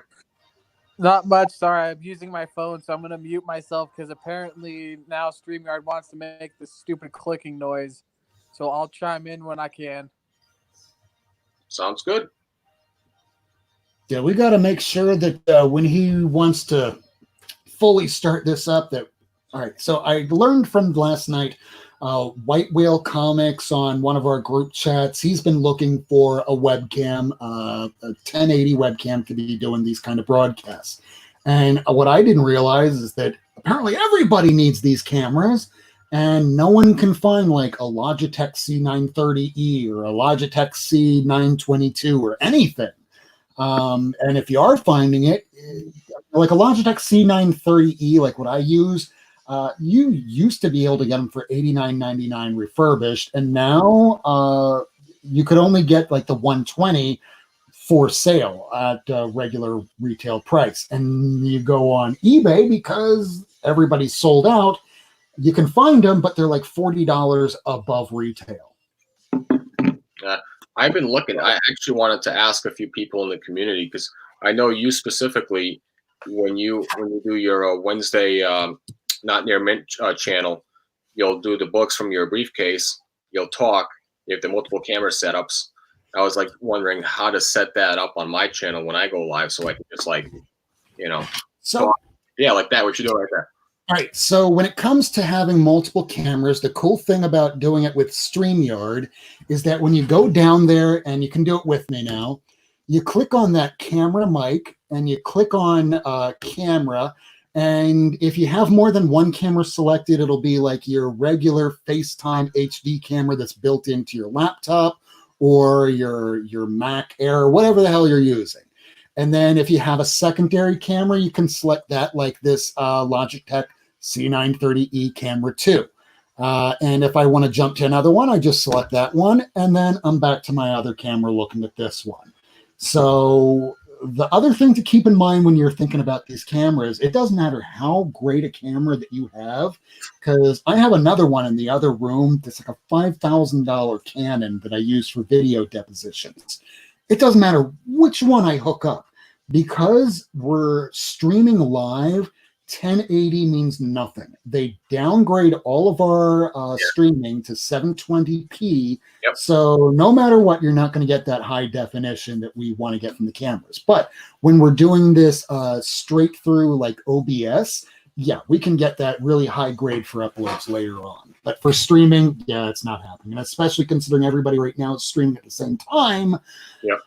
Yeah, we're sometimes getting really choppy, pixelated shits going on.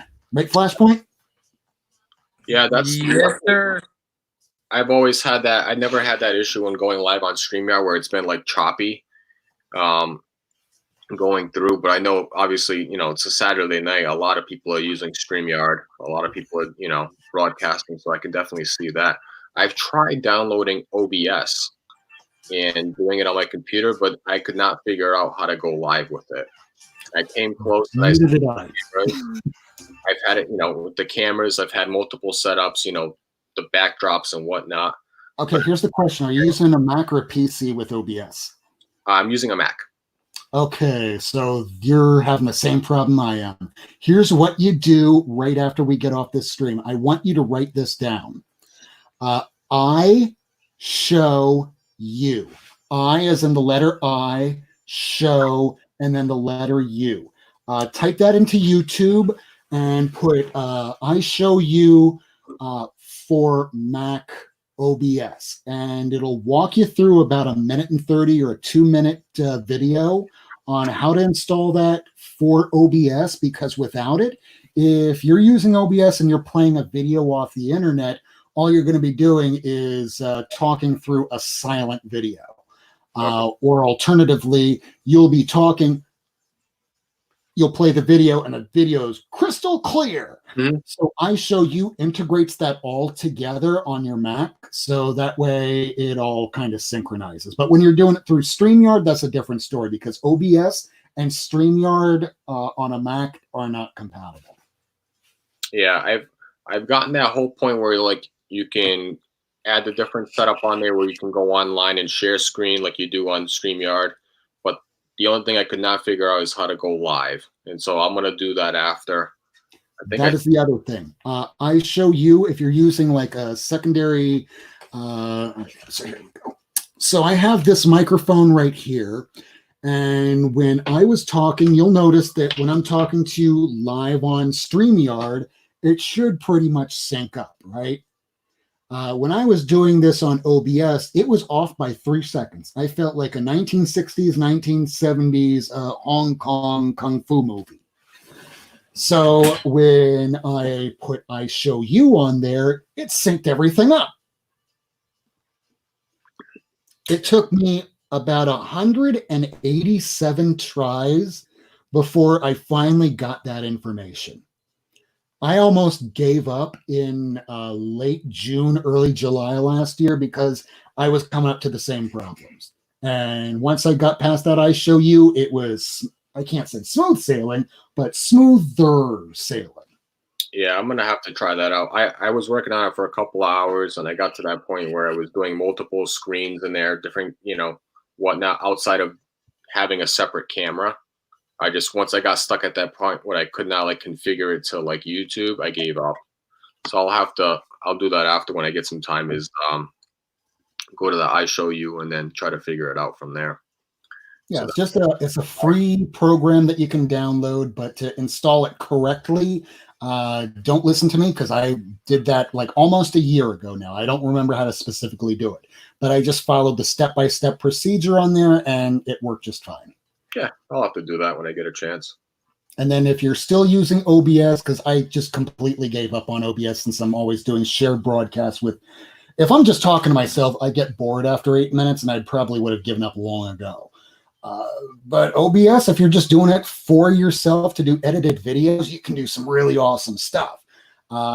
Like depending on if you're more proficient in Photoshop, you can do all these layers and just keep it as a Photoshop document layer where you have like a panel and you have different areas cut out and you can shrink the size of your screen to fit behind it. And you can even have it in a shape. I mean, there's so many things that you can do with it. And have like multiple screens going. If you have like 3 different cameras going, you can have 3 perspectives going all on the same screen. You can re-edit it back later. I mean, there's lots of stuff you can do with OBS. It's a lot of just minutia. Yeah, that's the whole thing. Yes, when I get some time, I'll get into that. I should have some time next week. I'll probably start downloading that and then go from there. Playing a little bit. The good thing about StreamYard is like I think they give you like 30 hours free or something like that for the month. I don't ask Jig's Kingdom because he kind of like blew his within the first 2 times he ever broadcast. Yeah, I know. He was doing some like 24-hour marathon. I was like, holy shit. Normally when I go live, I don't usually go more than an hour and a half. So, and I don't go on every week. So usually I don't even come close to blowing the 30 hours. So it hasn't been an issue yet. But if I do a few like, Jig's Kingdom marathons, forget it. I'll be done in a couple of days. Yeah, this is one of those, we should get like a coordinated effort since we're still doing this whole COVID thing. And I do have a feeling that come July, we're all going to be back under another lockdown again. So if there's another lockdown that happens all over again because the person that runs this country is just a goddamn moron that can't do anything cohesively, we're probably going to have that happen again. So when that happens, I think that the whole community that has a channel should just take turns going, okay, Worst, you do 24 hours. David, you do 24 hours. Jigs, on you. Batcave, on you. And just one by one every day, just to keep the people at home going, oh, God damn it, here we are again with this shit. And all we have to do is just keep them entertained. Yeah, that's it. Just go, you pop in from in and out different channels and then go from there. Because I don't see this going away anytime soon. So I definitely could see it rebounding again and going back to square one. It's all bullshit. Yeah, it's just as they said, if you wind up doing things too quickly.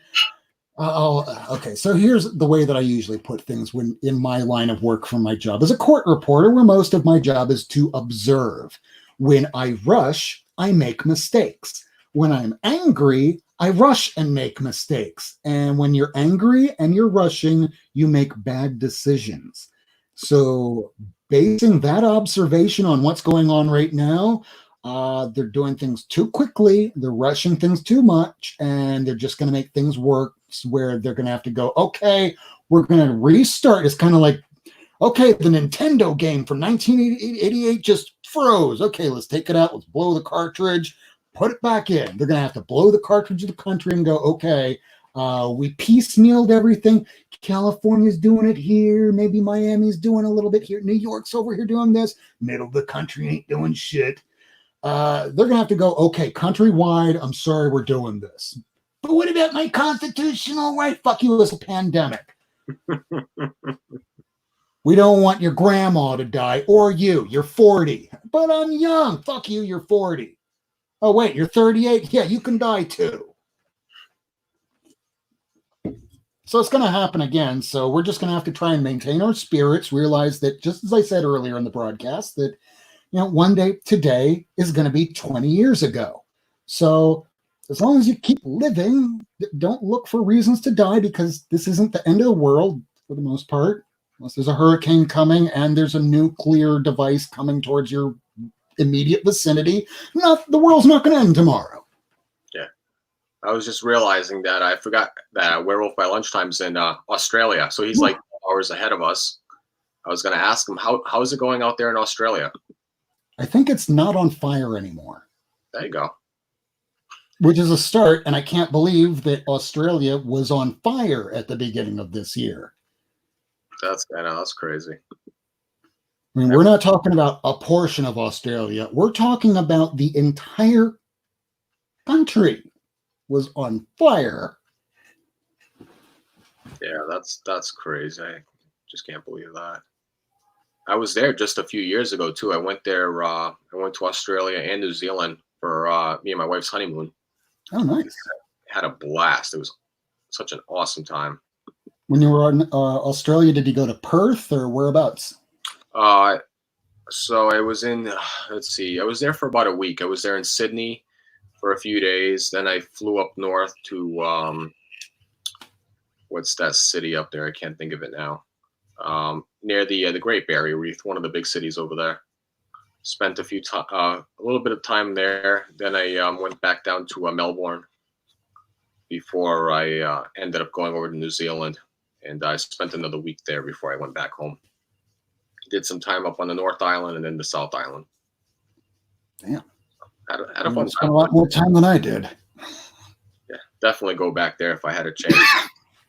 Outside of the 20+ hour flight.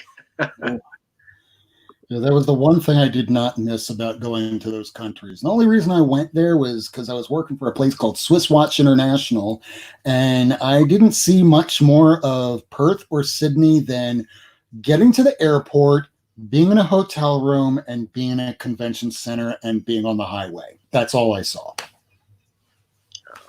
That stinks. Like, I've been to Sweden. How much did I see of it? The same things I just told you about fucking Australia. Oh, really? Yeah.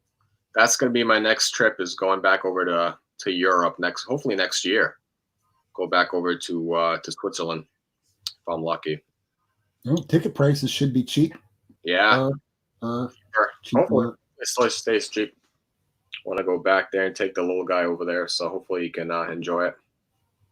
The place to really go, especially when the kids get a little bit older, specifically in Japan, Kyoto for the history, Tokyo specifically.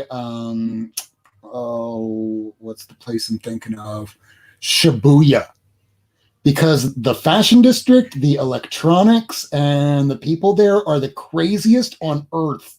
Like, if you want to know where all that hentai with the tentacles came from, visit Shibuya and just literally like any restaurant, and you'll go, yep, it all makes sense now.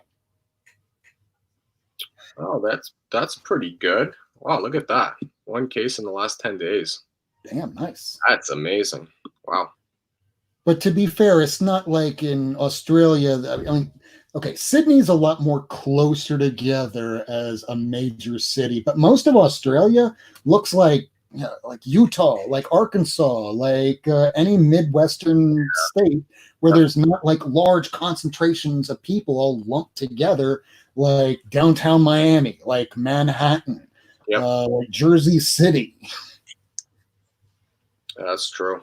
I remember when I was going there, it was like certain areas there was like next to no one there, which I liked. I thought it was nice. It was a different change in pace where from here in on the East Coast. I could live in a place with nobody there, but it would get very annoying. I already get pissed off when I have to go to BJ's, which takes 30 minutes out of my day just to drive there, another 30 minutes back. The heat, the Florida fucking heat. And I mean, then I need to take a nap afterward because I'm an old man. And it just sucks the life out of me. If I had to move to a place where I have to drive 2 hours to go to Publix or Winn-Dixie or whatever local supermarket that might exist, I'm going to get really tired of that shit. Mm-hmm. Yeah. So it looks like he's in Perth. He's in Perth. Awesome. Yeah. Borders are closed. No, is he saying Borders as in the store, as in bookstore that probably went out of business? I don't even know. Or yeah. Borders as in the borders are closed? I'm guessing it's the Borders. I don't think they have an actual Borders store over there. Yeah. I don't know. I don't know. I don't even know if Borders is still in business. They exist anymore either. But like Borders, Barnes and Nobles. I used to hold my anime we used to have an anime club back in the day down here that the wife and I hosted, and we used Borders and Barnes and Nobles because they would let us just have 30 people there, and we'd show on a projector new anime that broadcasted over the course of the week. What's going on, Mike? You still in here? Looks like he's still muted. He's probably listening, but just waiting to chime in, or he's talking to the wife or kids. Ah, okay, cool. It says can't go state to state. Ah, it stinks. Well, hopefully that loosens up pretty soon. If you're only getting a few cases, and hopefully it's not too much longer. We're still getting. I think we had like 200 or so new cases today, but we're still loosening up restrictions because the 200 or so new cases is so much less than what it has been.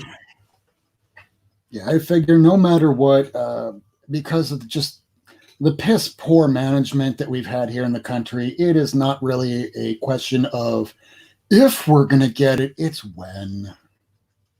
Yeah, I know. That's the only thing I'm worried about is like, I don't know if I've had it already or not. It's tough to say. Well, and it's possible, very possible. Yeah, that's the only thing I'm worried about because I don't want to give it to my little guy. He's only 18 months old. Yeah, and especially now that we're finding out that with small children that there's this whole new it's almost like toxic shock syndrome that toddlers, very young children, babies are getting as a result from the COVID. Yeah. Yeah, so that's the only thing I'm worried about. Who knows what's going to happen? But, there's not going to be obviously a vaccine or any cure anytime soon, realistically speaking. But I mean, the opposite thing to think about is that for anybody at home that's watching and listening to all this stuff, if you think that a vaccine is going to appear and it's not going to come from the Kushner's subsidiary companies, then you haven't been paying attention. Because if, I don't know, just mention any one of them that isn't owned by or is invested in by Jared Kushner, if a vaccine pops up, and they can't make a profit off of it, you're not going to hear about it. Yep. Because they're all in it for themselves. Yeah, absolutely. It says.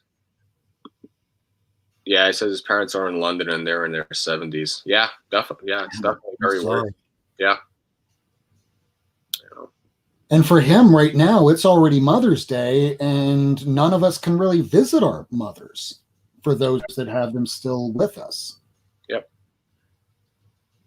Yeah, luckily I'm having my my mom and mother-in-law over in the morning. They watched the little guy already, so it's not really anything different. But I definitely feel for the family members and people out there who haven't seen their parents or kids in a long time because of this. It's definitely tough times.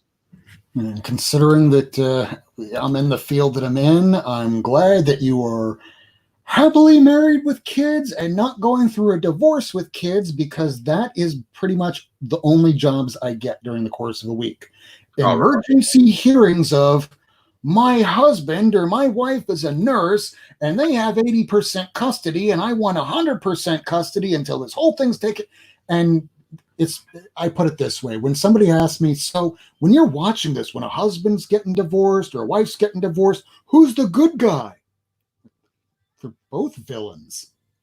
I feel sorry for the kid. Kids, especially if it's a girl, is probably going to wind up becoming a, class of 2026 stripper. Thanks, Mom and Dad, for making it all about you instead of the kid. It's all about the kid. I want to do this for the kid. So why is almost everything out of your mouth I, sir? I listen to so many of these things. I'm just so jaded now. It's like, are you ever going to get married? Fuck, I'm not even going to date. Let's see. I just realized I've been on here for 2 hours. Holy crap.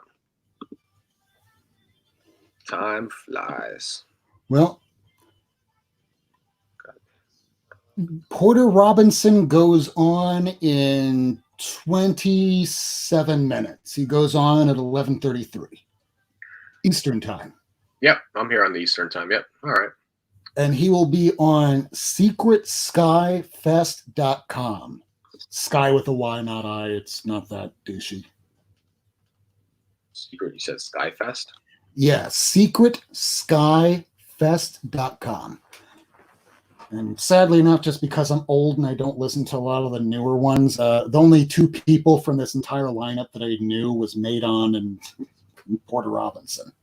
Okay, I got it up right now. Okay, cool. Werewolf by Lunchtime is asking, have we ever read an Asterix comics? Guess what? Werewolf by Lunchtime, not only have I not read it, I've actually been a voiceover for Asterix and Obelix on Your Majesty's service for the English dub. I had about, I think, like 10 or 12 different voiceovers that were just teeny tiny small parts, but somebody offered me a role and I went, how much does it pay? $54. I'll take it. I've never heard of Asterix comics, so I'm not really too familiar with that. It's hyper famous over there. It's kind of like the Smurfs in France when they appeared in Spirou issue 2 and then on the cover of 3, and then America went, hey, let's animate that shit. Asterix and Obelix over in the UK is just huge. They're like one of their biggest products. It's like their Disney. Their little rat. Good to know. Good to know. I did just pick up. I did buy a couple of days ago with my eBay bucks. I did buy a couple of books. I didn't get not much of anything with eBay. I think I got like $6 from my eBay bucks. I find it. I don't know how you get a lot of eBay bucks in general, but I did get a couple of books. Buying a lot of crap. Yeah, I'm not spending a ton of money. I did get a couple of books that just came in. I'll show that real quick. Yeah, well, you show that. Here's something. Well, that was easy and quick. I thought I'd have to maintain the show. Go ahead. No, go. Let's see. I still got to open it up. With eBay, I'm a little love-hate with. Oh, I don't blame you. Order from people, you never know what you're going to get. Yeah. People that watch my show know that late last year, I bought this, and it came to me in two pieces of cardboard that just were taped together, holding this and stuffed in an envelope. When I took this out, I'm like, oh my God, this thing's going to be destroyed. And I took it out, and it still looks like it's in about like probably an 8.5, maybe even a 9 with a press. It's a great book. That it is. I mean, there's the dings on the side, but they can be pressed out. They're not color breaking. I don't have that issue. I do have the second and third appearance in the PC, but not that issue. It's so weird the way they're priced. Like issue 5 for like super high grade, and I didn't pay anywhere near it. Like a 9.0 and better goes to like $2,200 on a Marvel Spotlight 5, but a 6, like $80 for like a higher grade issue 6. 7, maybe about the same, a little less. And then Ghost Rider 1, which comes out several months after that, $400. but his second and third appearance much less. Yeah, and they're both great covers too. Yeah, they are. There are some amazing covers. I love that. I think it's Bronze Age horror. Thank you, Belgium Comics, Werewolf by Lunchtime. Belgium. Oh, looks like Capcom Comics has a good question. What's the most shocking comic book story you guys have ever read? I know exactly the issue, and I sold it all because of the bad taste it left in my mouth because I sold the first 6 issues for an ex-girlfriend. It was a great comic book storyline translated over into a TV series that just wandered around. It's still aimlessly marching along at AMC. It's the issue in Walking Dead when Michonne finally gets free after being captured by the governor. And we already knew the super fucked up shit that the governor was doing to Michonne. I mean, it's not just the R word, it's really bad. So she turns the tables on him and cuts off his arm with a sword, and then takes a spoon, jams it up the governor's ass, and then yanks it out and then puts it into his eye socket. And they, like, panel by panel, showing all this. The cover is red, showing the governor in a chair. Find that issue, read it, and just go. I wasn't as horrified reading that comic book again until the issue when they're running away and you have Rick holding on to his son Carl, and the last page he says, "Carl, are you okay?" And you just see half his face missing. If there's anything that shocked me in comics, it were those 2 moments. Nice. I have quite a bit. I read a lot of horror stories. If you read like Gideon Falls is a good stories. What else is it, like Ice Cream Man? A lot of like really those dark, creepy stories. Especially from the independents, like Infidel is another good one by Image. I recently read Horror Comics. It's by Antarctic Press, and it's basically, if you haven't read it, it's this this guy. He's an ice cream man. He goes along the streets, sells ice cream. The kids love the ice cream. And basically what he does is he takes, random people that come to his house. Like, he found out that his girlfriend was cheating on him with the mailman. So he ended up killing the mailman, took him down to the basement, grinding up his body, and he blended his body parts into the ice cream, and he was feeding them to the kids. Talk about pretty creepy and shocking. So it's stories like that. I just find them hilarious and just creepy. So I like reading a lot of stuff like, horror stories. So that's just one example of what shocking story in general. Kind of sounds or reminds me of Titus Andronicus. And for those people that read Shakespeare, that's the play where the title character makes the queen eat her sons. And by that, I mean that the title character off panel kills the 2 kids, chops them up, cooks them, and serves them to the mother. Damn. It's an awesome story that everyone reads Shakespeare, Hamlet, everyone reads Romeo and Juliet, to be or not to be, and then, holy shit, eating your kids. So this was the 2 books I picked up for my eBay bucks. I just picked these up. It came in a couple days ago. It was by Boom Studios. It's called Last Sons of America, written by Philip Kennedy Johnson. I think that just got optioned, didn't it? What's that? Didn't that just get optioned? I think so. I think there may be a movie or something like that coming out. I don't know. Got issue 1 and issue 2. I think I paid like $3 for them after my eBay bucks and all that crap. I found the story pretty interesting. I read a little thing on Key Collector. It was basically a biological terrorist attack in the U.S. that makes conceiving children impossible in America. So I think, all right. That has been optioned. So I'll try it out. Oh, actually, on there it says that, let's see. Oh, it looks like from what they're saying is Peter Dinklage has been cast. Okay. He's been scheduled to begin shooting late 2019 with a projected premiere of June of 2021. Okay. I found it interesting. I'll give it a read. It's only 4 issues, so if I like the first 2, then I'll pick up the last 2 and go from there. But that's what I picked up with my whopping $6 eBay bucks. You don't even want to see the last 3 things that I got. I haven't bought shit in the longest time, and then I finally got paid for some of my last jobs, and I'm like, okay, well, I have food, I have like all the things I need, and I have some leftover money, and my LCS went, okay, we're having a claim sale, and then he sent me pictures of some books, so I wound up getting,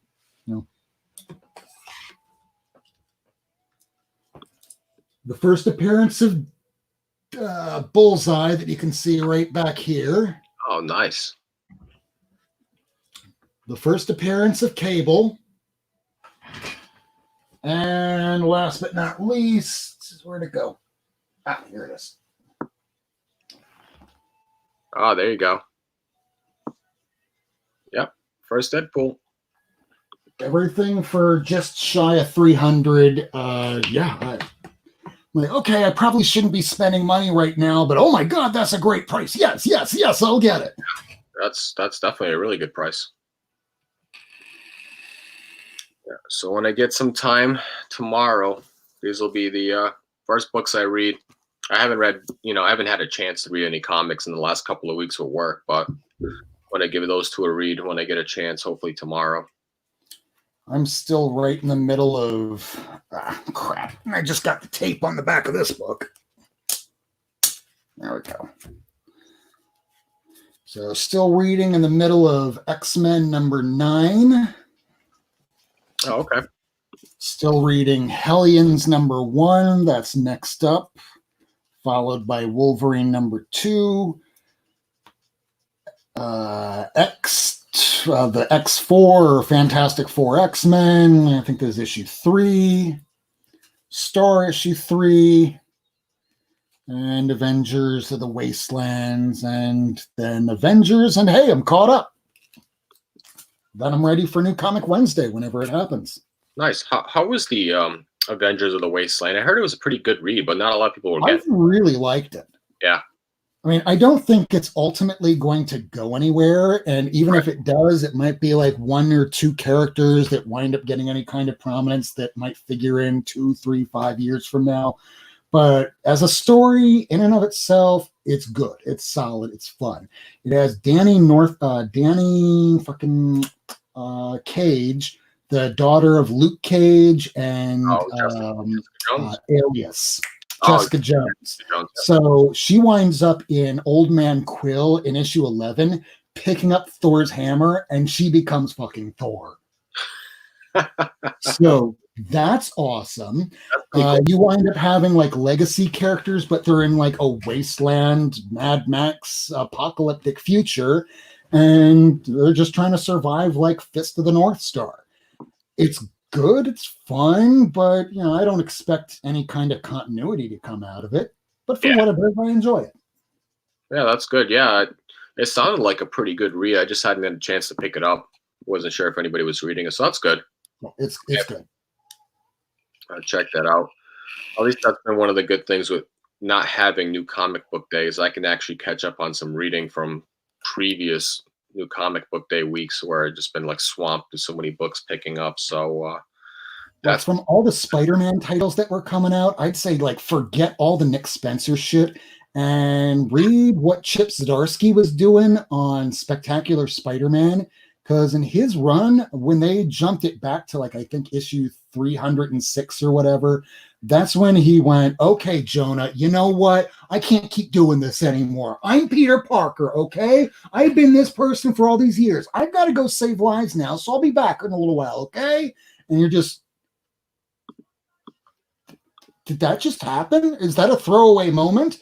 And they came back to it and they made it very emotional and it tied into continuity. And I hope it stays, unlike my name is Peter Parker and I've been Spider-Man since I'm 15 years old. does the media have any questions? And then within less than 6 months, hey, Mephisto, can I sell my marriage? One of the Spider-Man titles that I have been reading recently that's been really good is the Miles Morales Spider-Man run. Oh, yeah. Miles winds up getting kidnapped. Yeah. Ass beat. And then he's released. And we're pretty sure it's not even Ultimatum that was doing that. We're like, okay, who did that? Who's behind it? They haven't shown themselves, and we're pretty sure it's not Ultimatum. This is pretty fucking scary. And that's just one of the many, many things that's going on all behind the scenes in that title. They're bringing in elements from the Ultimates, from the whole Ultimate run that was going on back in the early 2000s that we all thought, no one gives a shit about Ultimates anymore. I guess we can sell our entire runs of all that. Wait, no, now we need to buy back, or what the fuck is it?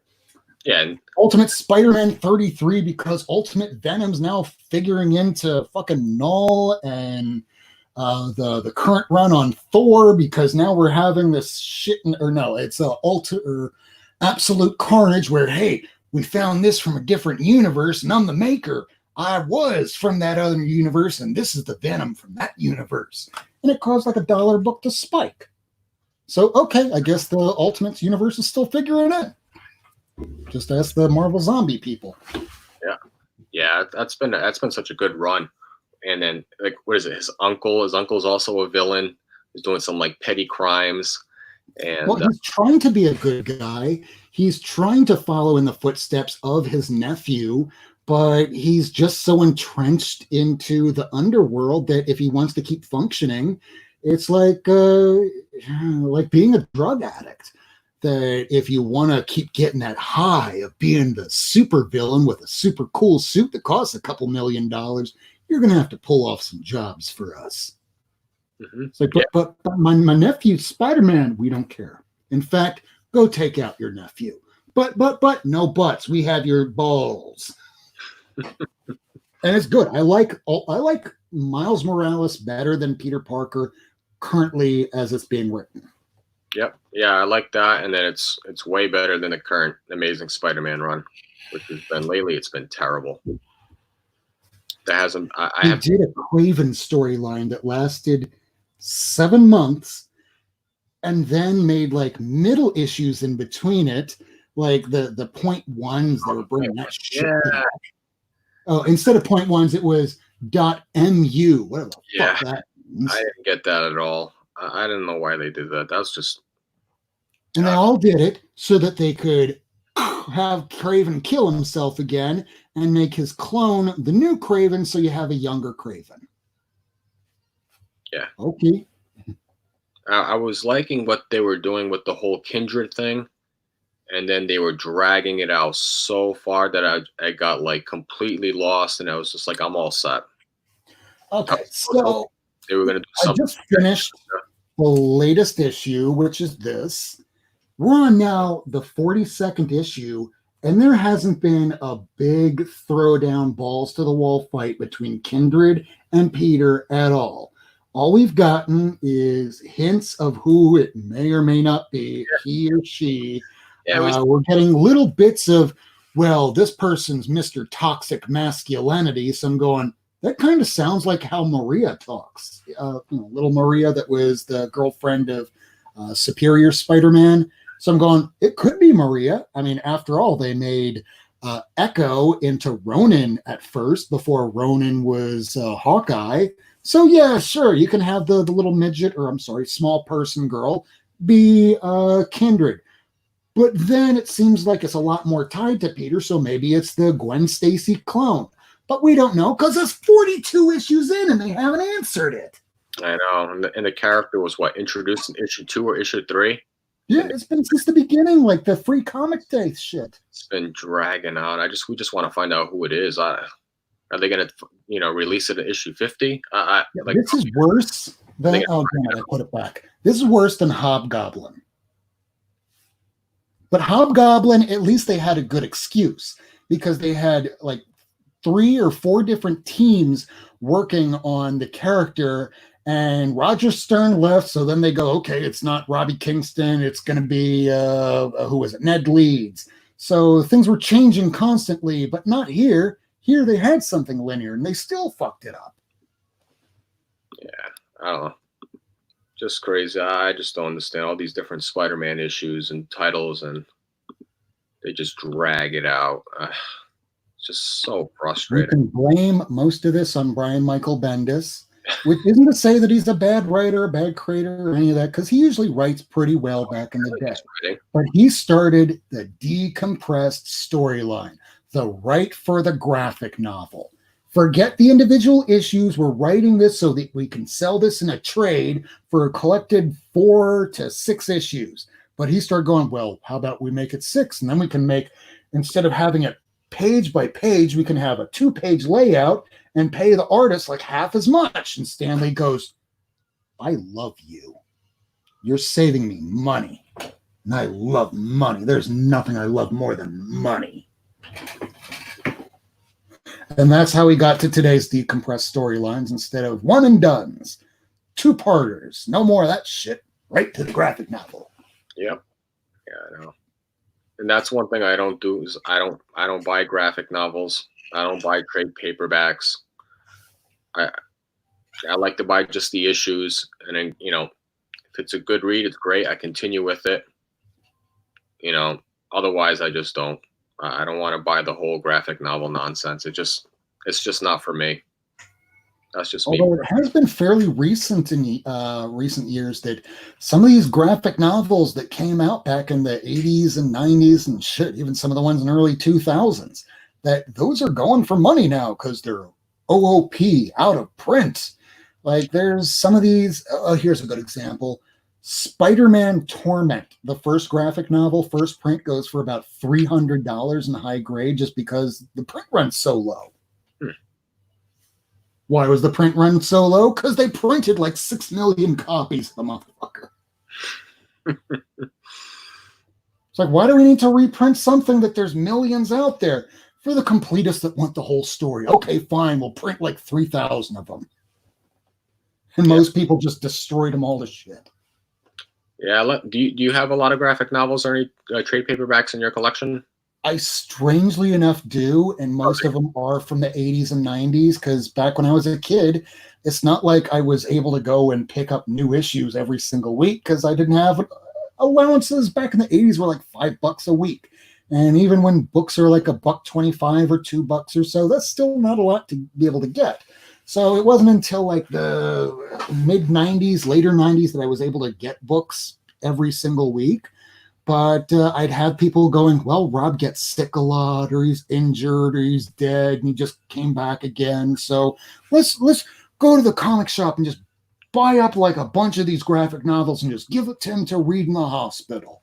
And that's how I wound up with so many goddamn graphic novels. I gave away so many over the years that today are like worth something, because back in the day, we think, oh, well, this first issue is going to be the thing that's worth something, not the second issue. The print run just went. Yeah. Poison Elves #2. I've given away Poison Elves like #2 and 3 and 5 because I'm like, I just need the first issue. Boy, was I a dumb kid in the 1990s. It's all about the print run, kids. All about the print run. That's right. It looks like Werewolf by Lunchtime said he's going to get might get the Ice Cream Man trade. Yeah, I would definitely. Yeah, it's a great read. Definitely a great read. Yeah, it's just that first issue is like $80 now. I know. That's the only thing, is the first issue is so expensive now. And it's not like I'm not willing to pay it. It's just there's other things I'd rather get. Would I rather spend $80 on Ice Cream Man 1 or fill out, what is it? I think I have some of my list going here. Like I could use Uncanny X-Men 129, 132, or 133. Each one of those are probably about that. I'd rather throw the money on that rather the Ice Cream Man 1. Yeah, which might stay at a higher price, or it might come back down. I mean, look at, all right, I'll swing the camera around. Let's take a look at some of those Vertigo titles back in the 90s. So looking at, just as an example, Sandman #1. Yep. That thing has never been $100 book until the time came around where they're saying there's a new TV series coming. Transmetropolitan, which I consider like in my top 5 comics of all time, that's like a $35 comic book. Why the Last Man? It hasn't even been until like the last few years that, because of Saga #1 going through the roof, that the first issue of that finally went over like $100. Now it's a bit more. Preacher #1. It wasn't until there was a goddamn TV show of that thing got to over $100. And even now you can get them for like 60 or $80 or so. But all these independents, and I can't even say independent because it came from DC, they're all over the damn map. So I'm not willing to pay $80 for something where after a movie comes out, within the span of about 2 years, you're not going to be able to get it for about $20 again, unless it becomes so popular that it captures the zeitgeist of America, that it becomes the next Teenage Mutant goddamn Ninja Turtles, and it's a $2,000 book. But I don't see that happening. I don't see it becoming the next Walking Dead #1 or TMNT, first print 1984 from issue 1. Yeah, there's only a few exceptions to that when it comes to independent books that actually maintain value down the road. TNMT is one of them. Look at Walking Dead. Walking Dead, when the TV series came out, it skyrocketed. Now it's nowhere near the price what it is now. Yeah, the first issue you can get a higher grade, like a 9.0. And I don't mean this as a slab. I mean, I only know raw. I don't know dick about slabs and how much that shit costs because I think it's pointless. But that's everybody else's game. I just don't deal in it. Walking Dead issue 1. That was the holy grail of modern books, where at one point was going for $5,000 or more for like a 9.8. And I had that. I bought it back when it first came out. I started with issue 3 because I heard it was good, and I may have paid $10 for issue 1. And then because an ex-girlfriend wanted to go on a fishing trip, I went, okay, I'll sell the first 6 issues. I can always get them back again.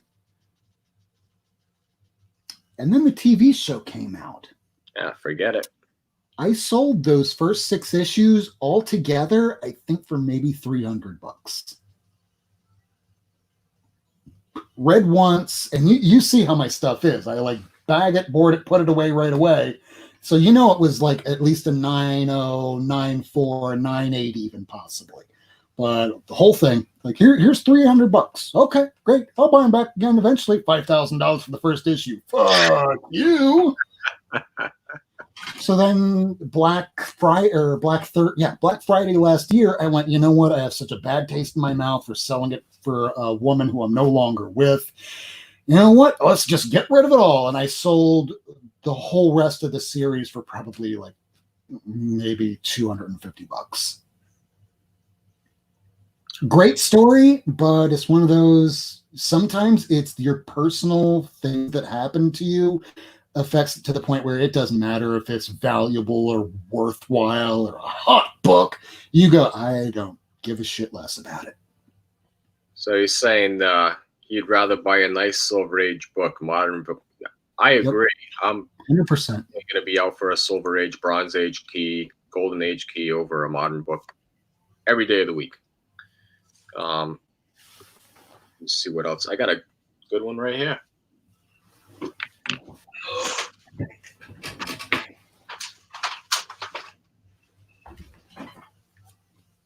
There you go. I would rather be buying stuff like this than an Edge of the Spider-Verse issue 2. Yep. Yeah. Book like this. Get a book like this all day. Oh, yeah. Give me more of this. Hey, there you go.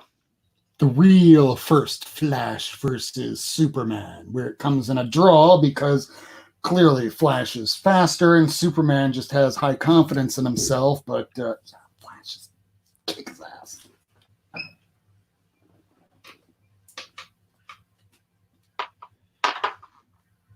Yeah, so if you had a choice, you can pick up this really big modern key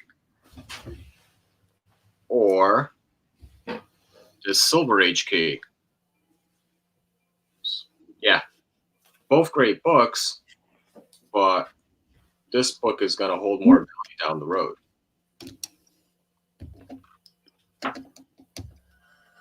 Porter Robinson's setting up. Oh, there you go. And he's playing in his studio. Holy shit, he's playing on a tractor S8. What's that? Okay, so I'm going to try and put this closer to the camera here. I don't know how well you're going to see this. So, okay. There you go. He's playing on a deck where there's no platters. So all he's doing is pressing buttons. That's a Tractor S8. It's like a $1,200. Oh, here it is. This is much better look. So that Tractor S8, all he's doing is just pressing buttons to play the next song. Oh, wow. But he's just playing segments of portions and he's reloading onto it. So everything he's doing now is direct live. He's not playing a song. He's playing portions of clips that he's resyncing as he's playing them. I mean, this is a true artist at work. That's pretty sick. Wow. I'm going to have to listen to that once I jump off, actually. Let's go. Yeah, this is the guy that I kept thinking was going to kill himself one day. He put out one of my favorite songs of the 2010s. Look up Porter Robinson, Language. Okay, I can hear that in the background. Nice. Cool. Yeah. All right. Well, I don't want to keep everyone on here too much longer then. Been on I here. think we just talked everybody into the ground. Yeah, 2.5 hours. It's a With lot. two people watching now. So let's see if there's not anything else going on in the chat.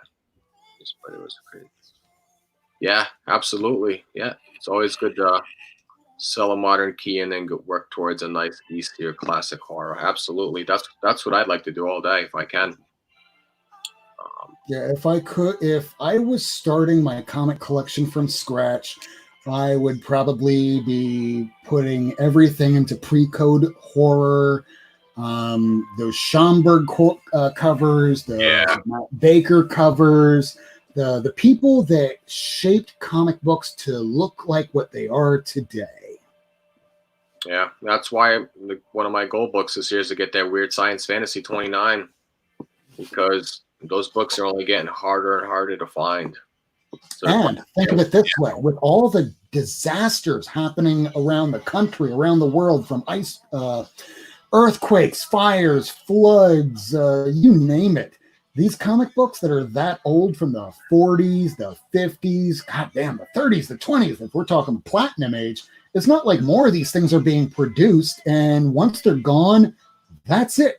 That allotment is depleted. Yeah, that's it. That's why, yeah, if I can find them, I'm gonna try to pick them up, because, like you said, they're not coming back. You can reprint one, but it's not the same. Yeah, I mean, let's put it this way. Action Comics #1. When that damn thing came out, there was a print run of probably upwards of 2 to 3 million of those. But then some conservative nutsack decided to write a book to boogeyman comic books to all these parents around the country to go, seduction of the innocent. Batman and Robin will make your kids gay. If your kids read a horror title, they might want to kill you. And this is against God. So what happens? You had all these people going, all right, David, all right, Rob, come bring your comics. We're going to the local church book burning. And that's how you get like a couple of the smart kids going, oh, fuck, I don't want to have my comic collection burn. So you had this one smart kid take a couple of his books, rolled them up, stuck them in a crawl space where they went undiscovered until 2016. As this guy is demoing a home and just knocking down a wall, he reaches inside and pulls out and goes, holy shit, look what I found. He brings it home, shows his mother. and his mom does one of these. Let me see that. And rips the cover about this much. Damn. Took a book that was probably in about an 8.5, and yeah, that book turned into about an $800,000 book, but that probably would have gone for about $2 million. That's too bad. Beware of greed, but this is why there's so few of them, and there ain't going to be any more. So take care of them, and once they're destroyed, it's not like you can put together a 9.8 back into a 9.8 because it's called restored. Yeah, that's true. And let's see. And I guess on that, I guess we'll just call that a night. Unless Thank you for having me on.